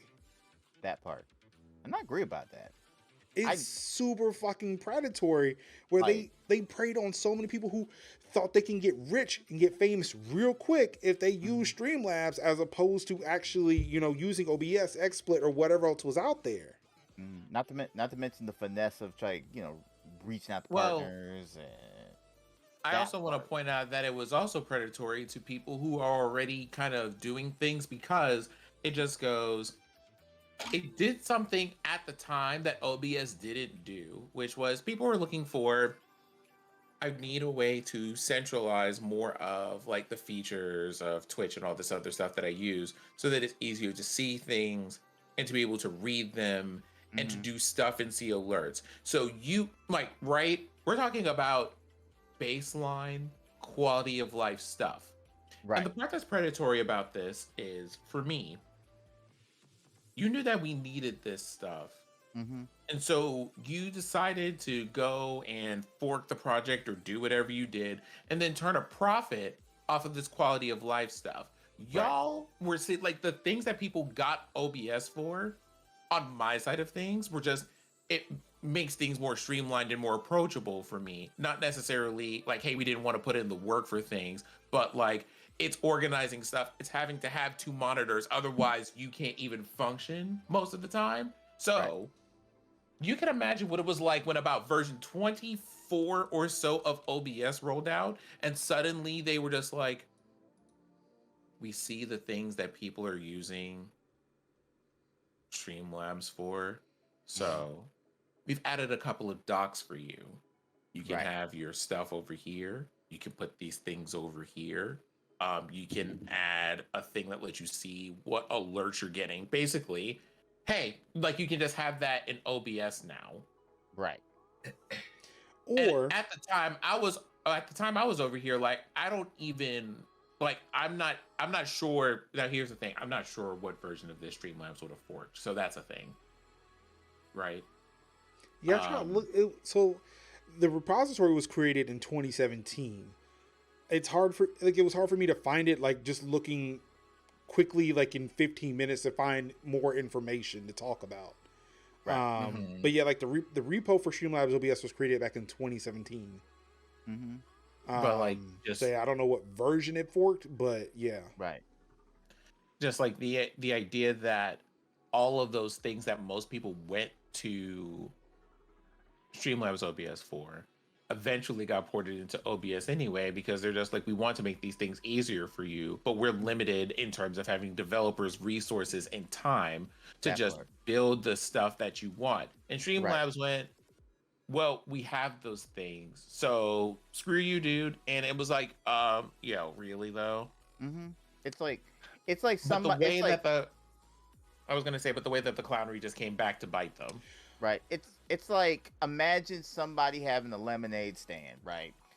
And it's like a child's lemonade stand, and then across the street there is a lemonade food truck, and they're selling the same exact lemonade, only except the fact that that person could, like, the van can do Apple Pay, and the van can make 2 or 3 different flavors, and the van can put out more and make more lemonade than the 12-year-old can make. It's essentially, they're making this, it's the same thing, but the van has more resources developed to selling the same lemonade better. I mean, and I think that sucks. I mean, especially when here's the GitHub repo for OBS Studio, right? Mm-hmm. They could have looked up how to get that to work and created a fucking plugin to do all of the stuff they needed to do. I don't know. Stream Elements managed to figure that shit out. Yep. That part. Like, it's just OBS Studio with plugins attached to it. If that's really what you wanted to do, you could have done that. Yeah. I'm just sitting here and I'm just trying to imagine for a moment how different this would have been if Streamlabs and the people who did this would have gotten greedy and said, hey, OBS, can we partner with you to work on this? I mean, they could have went the XSplit route and actually gave them money. Could have paid him. Could have paid him for that. Still been free. Still had the whole thing. But when I say partner, it could have been like do whatever or give each other money or whatever agreement they would have worked out. But they could have worked out an agreement and not just stolen outright. Right. Been like, let's collab on this. Still create a open source product, but still been like, here's some money. Help us develop that in collaboration. And then they could add the whole Prime things into it, whatever. And then it could truly be a Streamlabs OBS. Or whatever. It's a variant of OBS that in direct collaboration with the OBS project, yada yada yada, blah blah blah. Or they could have just created their own. They could have created their own streaming software, a la Twitch Studio. That's a possibility too. If you have your resources, you could develop your own and put it out there in the market. But if you're not, why reinvent the wheel, Kev? Why reinvent the wheel? But again, if that's the case, then why would they just be like, "Hey, guys, can we collaborate? Can we collaborate for that?" Because I mean, that's kind of gross when you be like, "Hey, yo, we're making Streamlab, we're making this, we're making our own Streamlabs thing. We're calling it, I don't know, Streamlabs Broadcast or whatever, or Stream Broad or Stream Live, Streamcast Live, Streamlabs Live." And then we find out later on down the line and says, oh, it's a variant of OBS. But then they could have said, like, well, we technically didn't call it OBS. It's just a variant of OBS that we kind of like, because it's open source. They could have called it Streamlabs Studio. Yeah, they could have called it Streamlabs Studio. And if we'd have found out with, oh, dang, it's an OBS variant, because people data mine stuff all the time. So we would have probably found that out. Well, and people were like, technically, we didn't say OBS. No, it would, because if they forked OBS Studio, they'd have to keep it open. Mm-hmm. Yeah, like Streamlabs OBS there's a GitHub for that. Right, they'd have to keep it open. I can compile. Damn, I should try that. I should try to compile Streamlabs Studio. Right, or Streamlabs OBS. But see, that's the thing, though. It's like, why would you? But like I say, why would you add OBS if you're not collaborating with OBS? You're just effectively stealing at this point. And that was the gross part to me, where it's like, dude, you could have just not. Because I would rather you to just been like, all right, we're taking, it's open source, we're taking it and we're finessing our own version of OBS, but we're not calling it OBS, which that's what they're doing now. They're doing that now. Actually, you're right. They could have just not. Just not. Just not. They could have just not. And that's the whole thing. Like, they couldn't just not named it OBS. They could have not just made. They could have just took OBS and made it their own and not called it OBS, or they could have just made their own. Either one of those or a plugin. Plugins. Or a plugin. And that'd been fine too. And it's the way that every single bit of this just has several steps where someone could have just not. Yeah. And it's always like this. There are just so many steps where it's just kind of like, but what if you didn't? But what if you didn't? But what if you didn't? But what if you didn't? But what if you didn't? And like 12 steps later, now everybody's dragging you. Be like, what if you didn't? Now you're not going to have a company Why do y'all stay out here? Well- Why do y'all stay out here fucking up your bag like this? Now, Just the thing all is, the Y'all, time. y'all already have so much money. Y'all don't have to be broke. Everybody knows you. Everybody uses your stuff. It's advertised all over the place. Now let's- Multiple things that I have like single sign on to half of the like products that I use. And it now works. Why? let's keep in mind too. And this was I had to be reminded of this. Mhm. Logitech owns Streamlabs. Mhm. Oh no, I'm aware, and Logitech is about to have a time because Yep. like listen, things that we know, living in the land of capitalism, the company will see you be out here and will be like, sure is a fucking shame that you did that, sure is, and we'll get out and announce to everybody just getting ahead of the pitchforks, hey, we don't work with them because we don't accept that behavior around here. Streamlabs, I need you to understand, no matter who owns you, no matter who your parent company is, when it comes down to it, if need be, you will be left out here defending for yourselves because they don't need this plugin. Logitech will walk over and talk to Stream Elements tomorrow and keep it right the fuck pushing. Don't do it. There you go. Put you out. Flip you for Streamlabs Elements. Zone do it. Zone Zone it. do it. Zone do Don't do it. All right.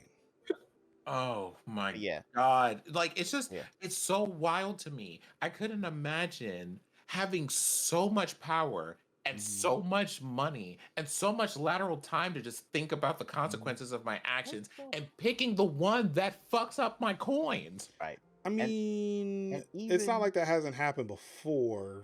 Right. There's one particular instance that always is in the back of my mind that happened, about 400, 500 years ago.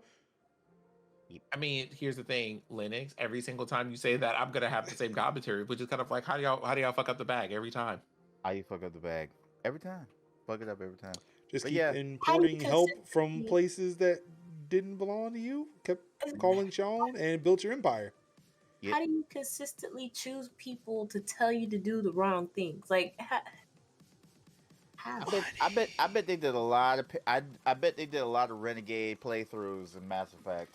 You want to know what? If we're being real about it, more than likely people probably tried to warn them and they fired them. There are tweets from said people who said they did just that. It's like every it seems like every Wait, did you not know that? I thought you were being facetious. It seems like every I don't know No, how. hold like, on, Kev, I will let you get to that. I will let you finish. I really have to know. Did you not know that, Sid?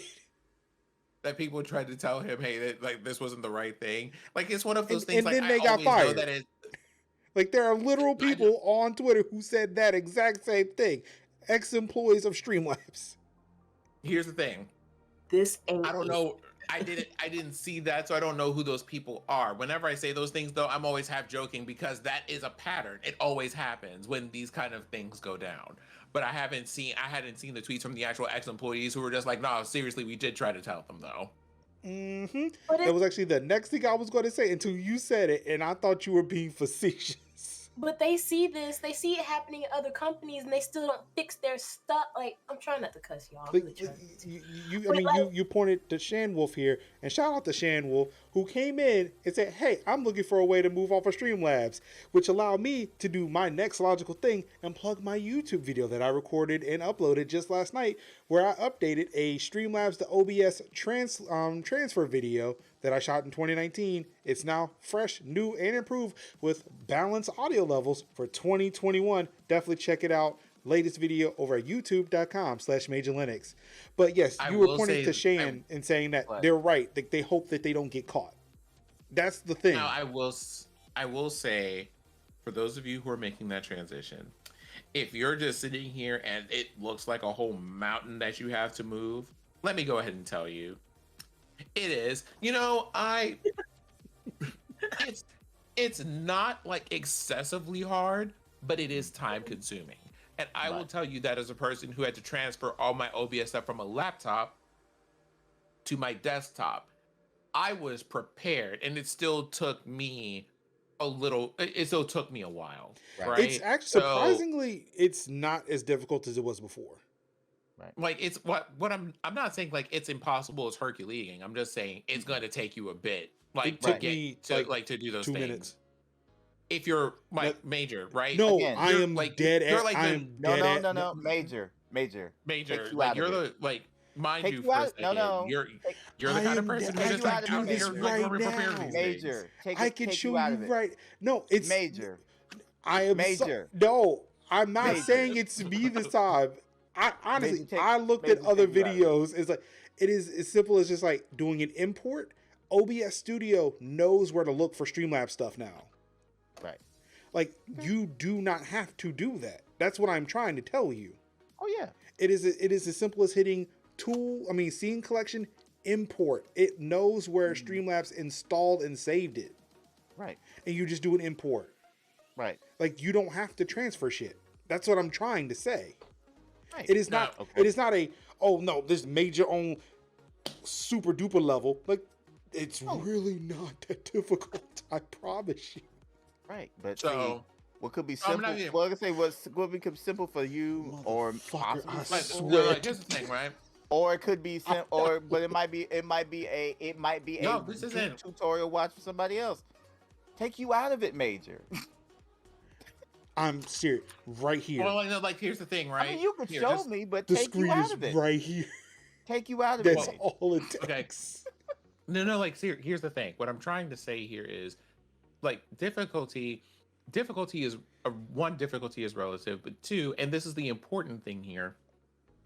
For some of y'all, when social media stuff blows up like this, the most common thing that people get is pressure to immediately jump ship from the platform. And it's kind of like, y'all, I haven't even had time to process this or figure out Right. what I need to move or how this stuff needs to be connected and all this other stuff. Because y'all have to do, because it's not like OBS gives you like a native thing for doing alerts. You have to figure out what other platform you're going to use. Like all of like, there are things you have to consider about how your interactions go down. So with all of that other stuff, right? If it seems a little bit intense, just know people like me exist. We will help you. Major has made videos.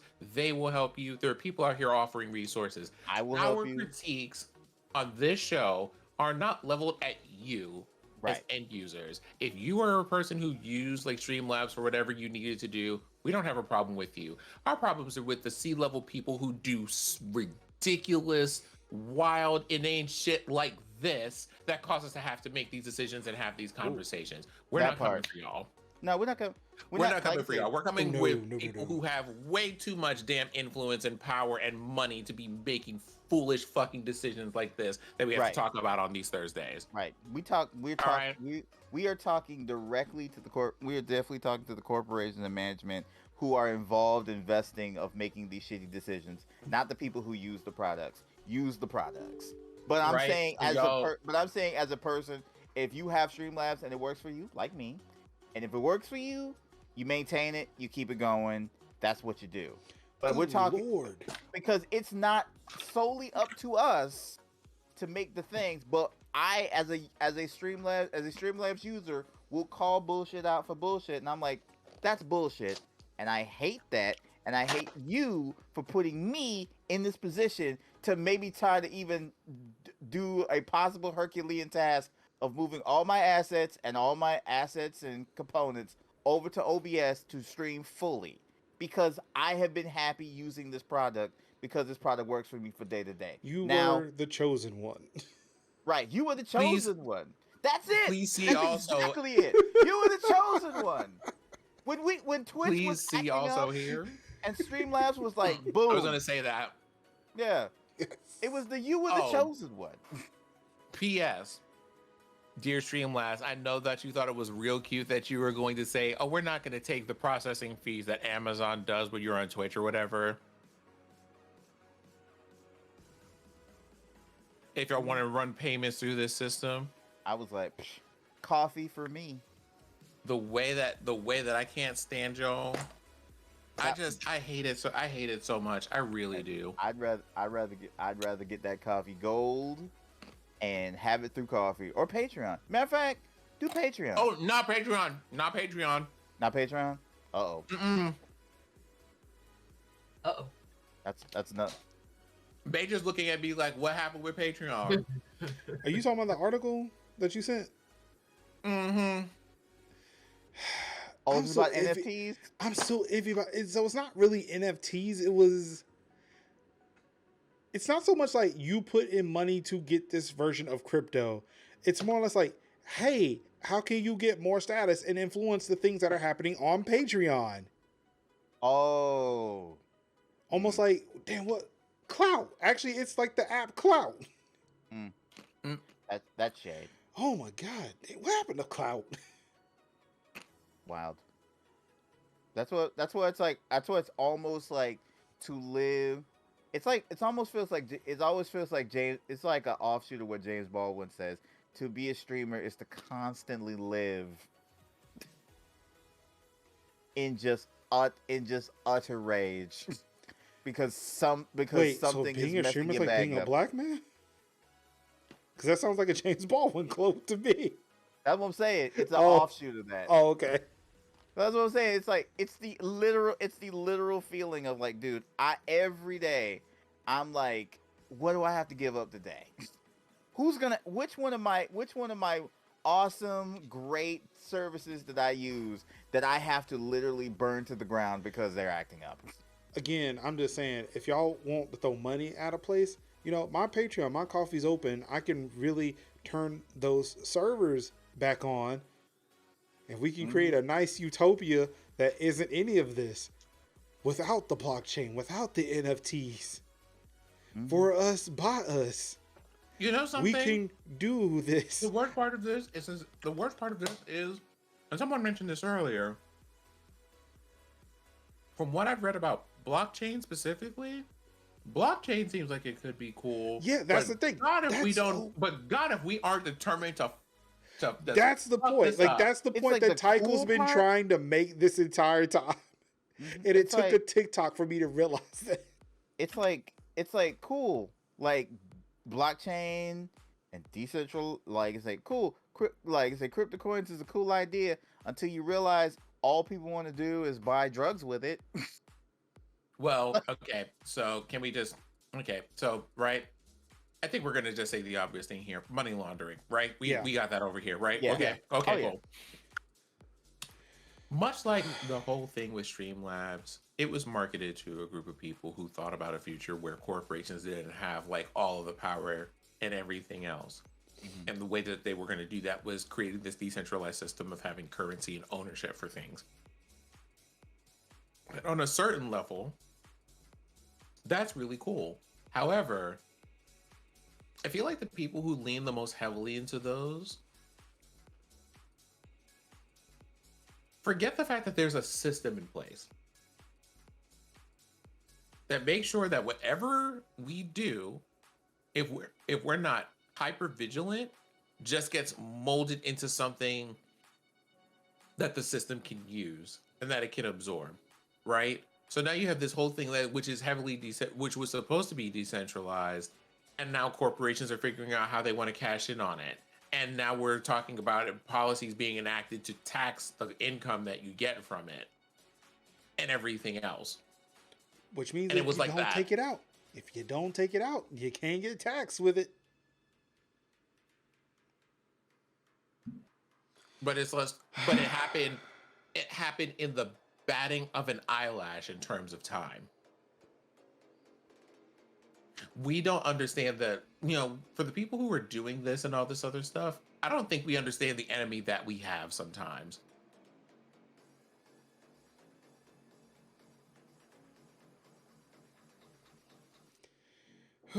Anywho, Streamlabs is a terrible company. They need to go away.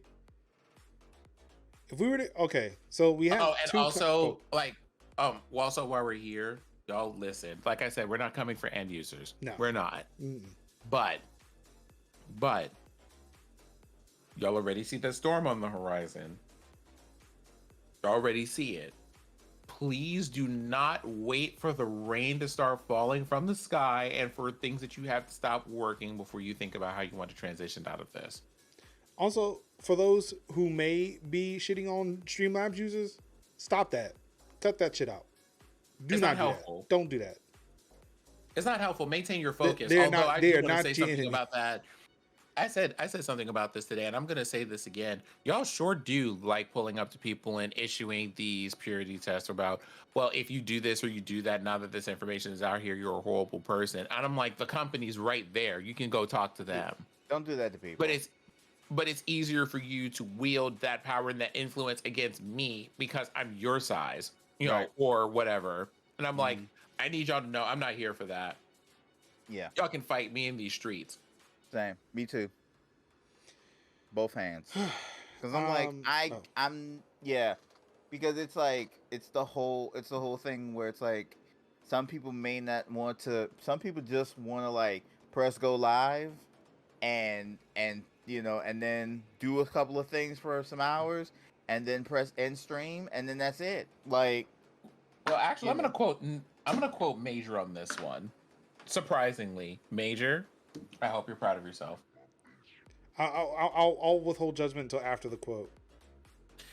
It's y'all are so quick to just get into these wars with these companies that make billions of dollars and fight each other over being on one side or the other with these issues that they cause. Bitch, they're making $1 billion. They don't care about y'all. Do what's best for y'all. Stop this nonsense of fighting each other and talk to them, or stop supporting them, or whatever else. And you know, that's always in the back of my mind for this stuff. We're over here, like, Streamlabs is right there. Y'all can just stop using their services or try to figure out a way to not use their services as quickly as possible. But coming for people like Kevin, for example, who was just kind of like, I just use this because it's easy for me to use. And I just make my case and then walk away. Yep. It's nonsense. It's nonsense. You made the case. It's nonsense. And I heard you, and I was like, okay. It's nonsense. It's nonsense. Stop doing that. It don't hurt me. It don't hurt me none. No. Because these people will literally let you go ahead and ruin all your friendships and relationships and be like, okay, but also, did they interrupt the paycheck? No. Okay, cool. So they will just sit here and laugh from like Cabo or Monte Carlo or wherever else they happen to be on the beach that day because they decided that they didn't want to ski this winter. Don't do it. Don't do that.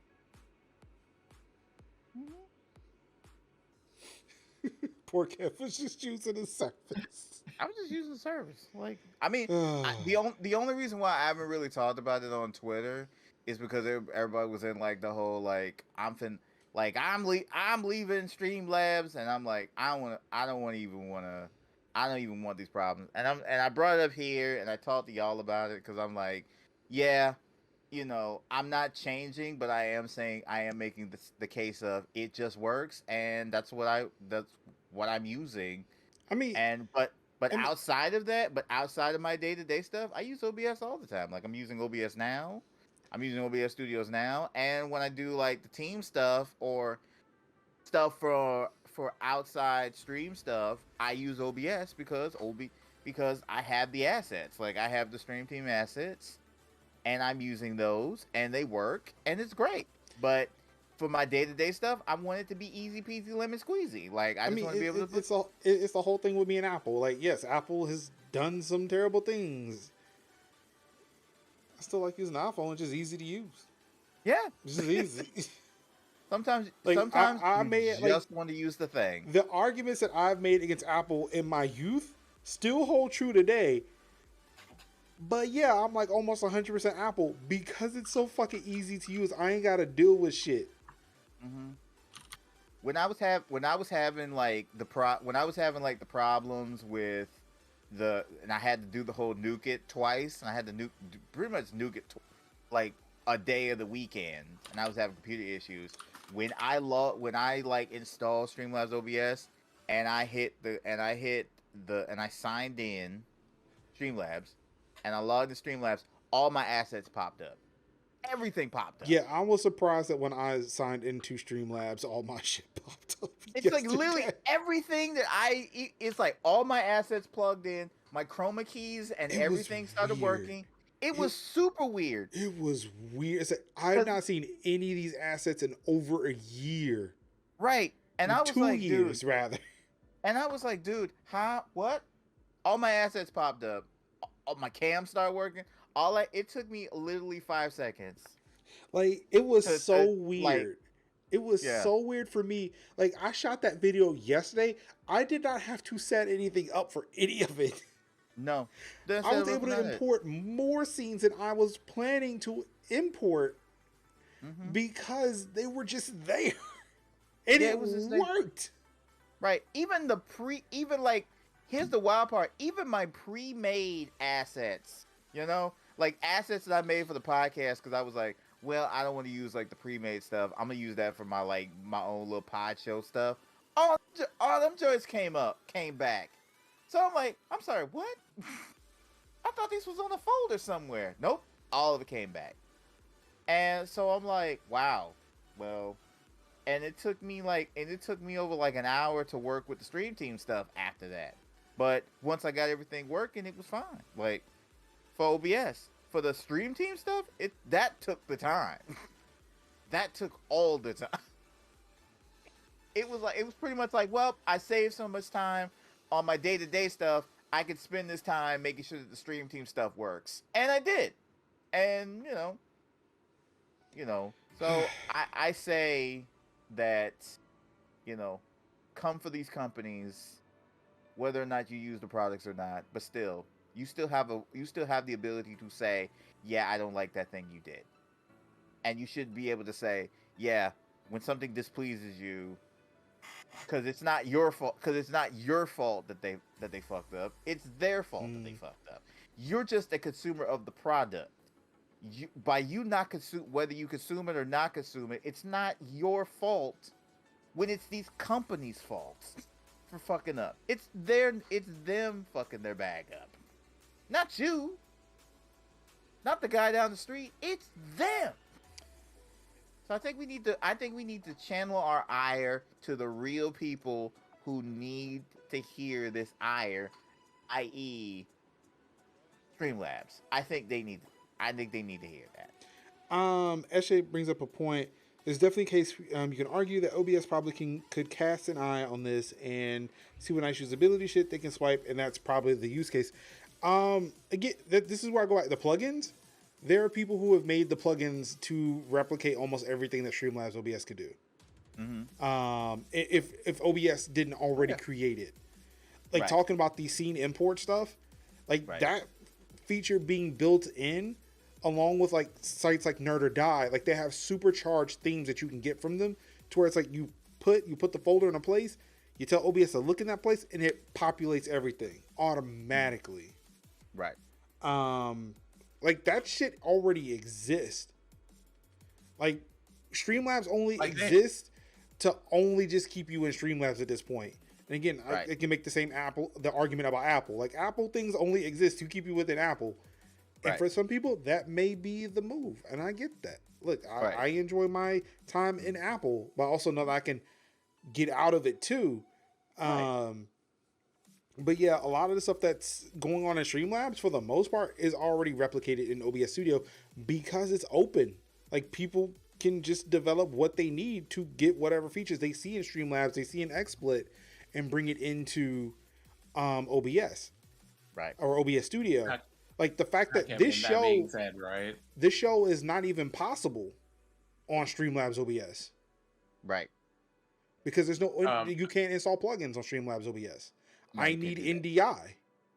Mm-hmm. The fact that the stream that I did this past weekend could not be done because there's no NDI. Yeah, I can't do this right here because Streamlabs doesn't have like the virtual camera. I don't think they have virtual camera. No, I don't think they have virtual camera. I will say this, Kevin. If things go down, we got you. Let us know. Yeah. Right. Yeah. If like I say, if something happens with Streamlabs, I'm like, I know I have all the tutorials, I have all the things. If I can switch, like anything happens tomorrow, we have cookies and blankets for you. Yeah, I'm good. Like we like the OBS Studio Red Cross over here. Right. So I know how to take the weekend and the days off and work on it and transfer everything over to OBS if I need to. Even accounts and everything. I know how to do that. But it's just hey, Anka, you good over there? Mm-hmm. I forget we gotta do Anka checks. Yeah, we can't see her. We can't see her, so we can't look over and be like, Uncle, you good? Uncle over here falling asleep. It's past Uncle bedtime. Okay. But yes. All right. Let's talk about some Streamlabs do better. Yeah. That's my thing. Let's talk about updates. Yeah. For the first time ever, I'm talking about a Samsung phone update.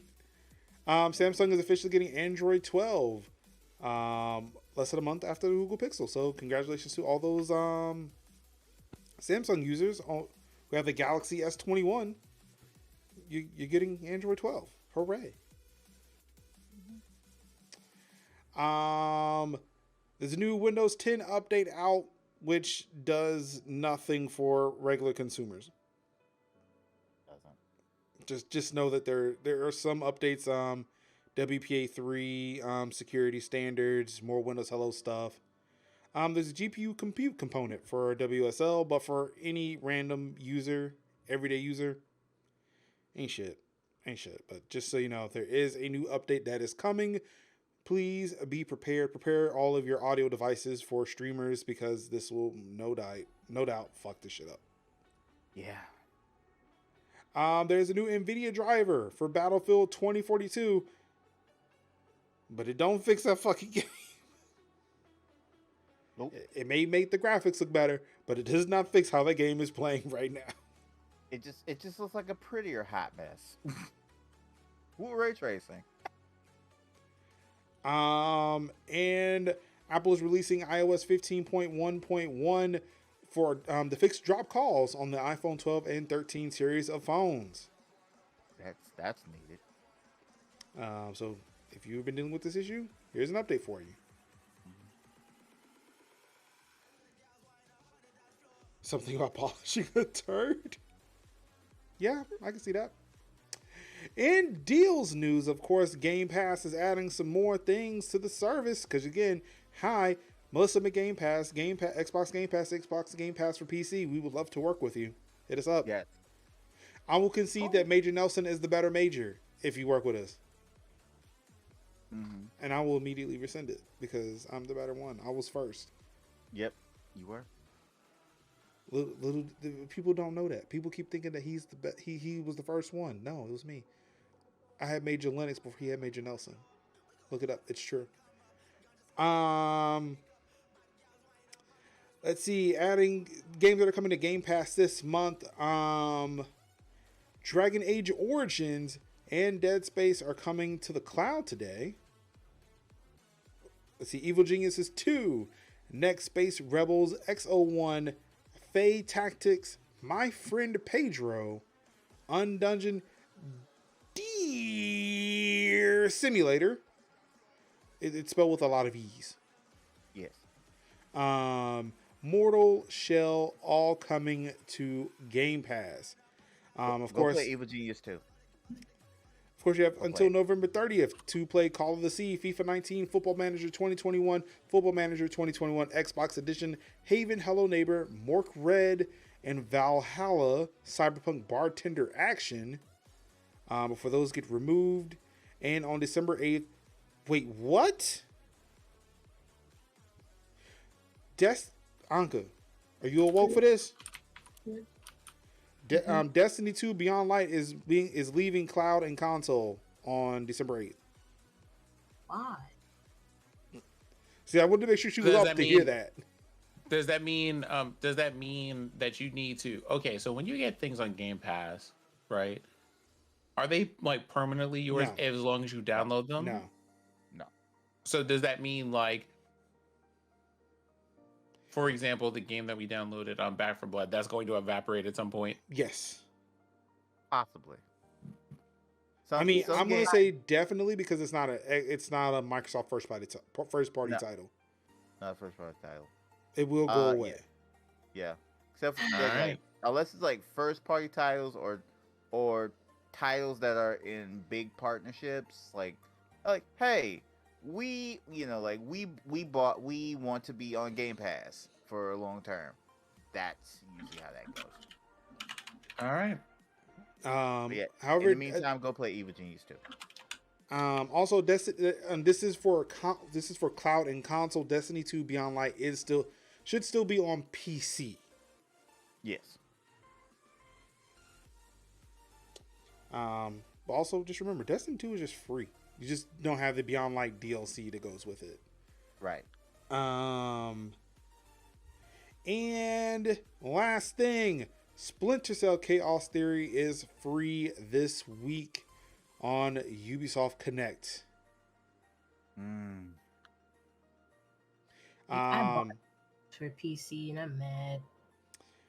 If you do not want to use Ubisoft Connect, it is 75% off on Steam.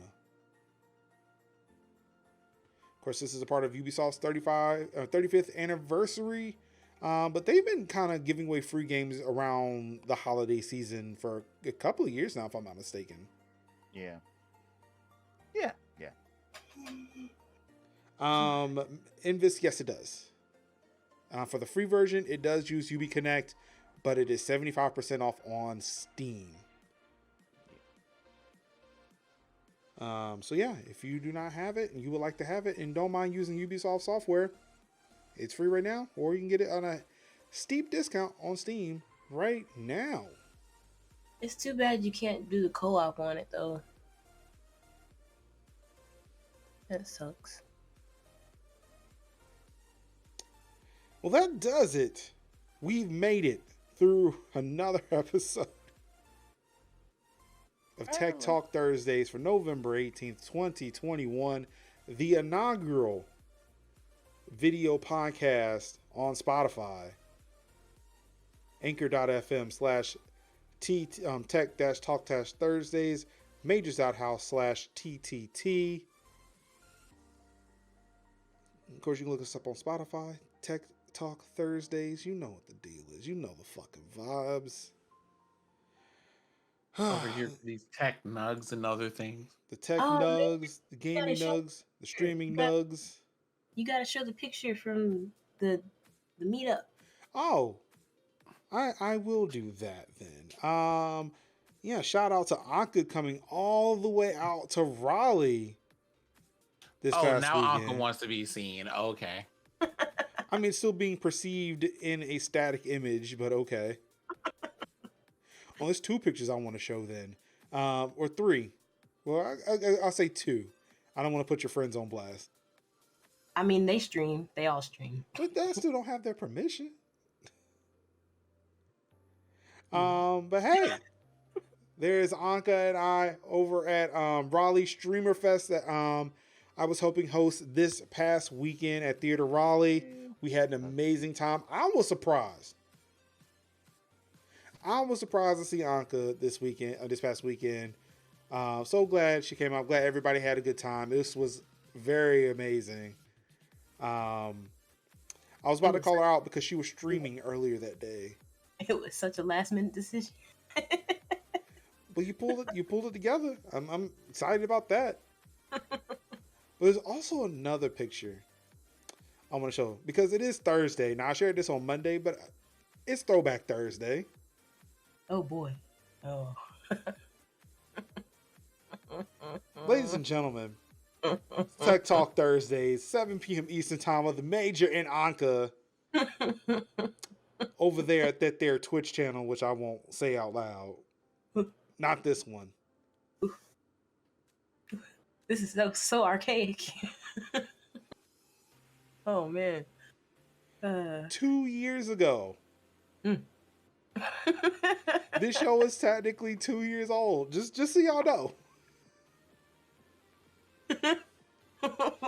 SJ, we won't. No, see, we don't perceive that. Just like it doesn't exist. Yeah, those were some times, all right. This was back when I actually could be home early enough to stream at 7 p.m. too. That text at the bottom is really weird. It really is hard to read. What does it say? I don't know. Oh, okay. I have no clue. I can't see it either. It's like when I imported my scenes from Streamlabs OBS to OBS Studio. The font isn't there, so it just appears as just blank. Mm-hmm. Oh, okay. I see. Yeah. I see. The fonts aren't loaded, so I have no idea what that says. Yeah. Like I can read the Tech Talk Thursday and with Major and Uncle, but I can't read anything else. It's like the bottom of the vision chart. They try to ask you to read. I can't. It's blurry. Yeah, it's like the rule. It's like the rules and conditions at the bottom of like the contest on the TV commercial.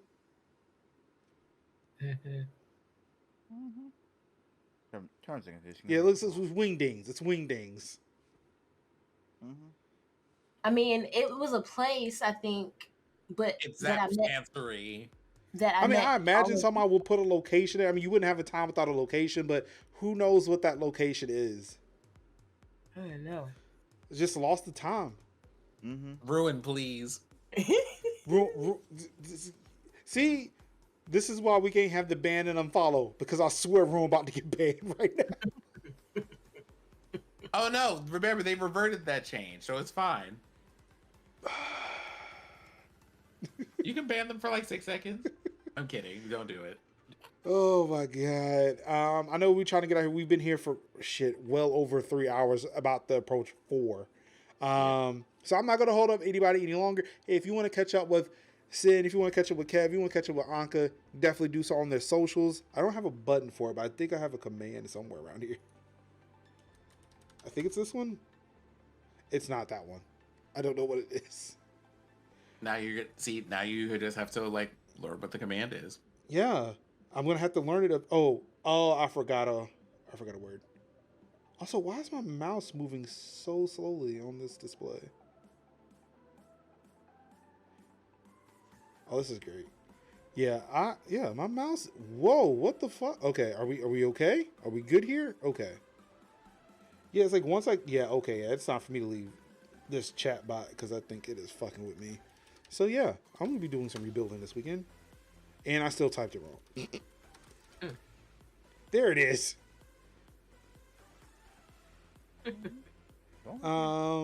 So yeah, you can follow these amazing hosts on their Twitters. I'm pretty sure they will keep you abreast of everything that's going on in their lives. Well, maybe not Anka, because she's got a test coming up soon. Yeah.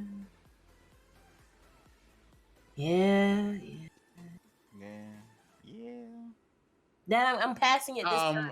I'm passing it this time. And I'm also going to inform our audience that we will not be here next week because most people will be eating an enjoyable amount of food and then possibly passing out from a food coma right afterward. Also, ordering for the month of December, all of the Thursdays are Thursdays. Thank you for reminding me. Third place. So if you want to come over here to see Kevin yelling at us about cooking rice in the kitchen or whatever other options are available on Game Pass, because I believe that is the theme of the month, be sure to tune in for gaming on Thursdays. And also, if you have questions that you would like us to possibly answer, things like that over the course of that month, we will be happy to do like a bit of Q&A while we're in the middle of playing games. Although you're probably going to be here for Kevin fighting with everybody, because that's what happens when we play games. Yeah, I definitely fight with everybody. And again, like I said before, please shout out to Xbox Game Pass for PC. Let them know, hey, we're trying to do this. I would love to see if they would give us some support. I mean, look, it doesn't hurt to shoot your shot. You know what I'm saying? Also, to let people know that this podcast exists, this stream exists, the YouTube channel exists, will probably exist in the future, because as THC pointed out, probably not getting rest on the weekend, and even though there won't be a stream, your boy is always going to be working. So, I believe that was on the list. That was on the list of Game Pass games that were being added. So yeah, thank you all so much for tuning in to another episode of Tech Talk Thursdays for November 18th, 2021. This is the last official Tech Talk Thursdays of 2021. We'll be back with more tech, streaming, and gaming nugs in 2022. Now that we do have access to the video podcast, I'm actually contemplating putting the Thursday Plays episodes on Spotify. Let me know if that's something that y'all may that you may be interested in. For those who are listening on Spotify, I know that you may be listening to the audio, but if you actually do watch the videos, let me know. If that doesn't work out for you, maybe I won't do that anymore. But honestly, it just makes my job easier if I can just upload a video to everywhere I post content.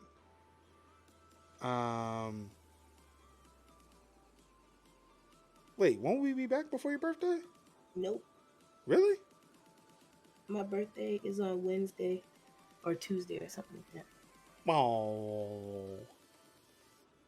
Should have a Tech Talk Tuesday.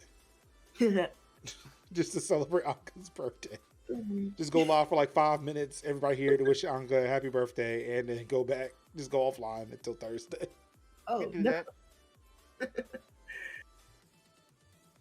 TikTok. Yes.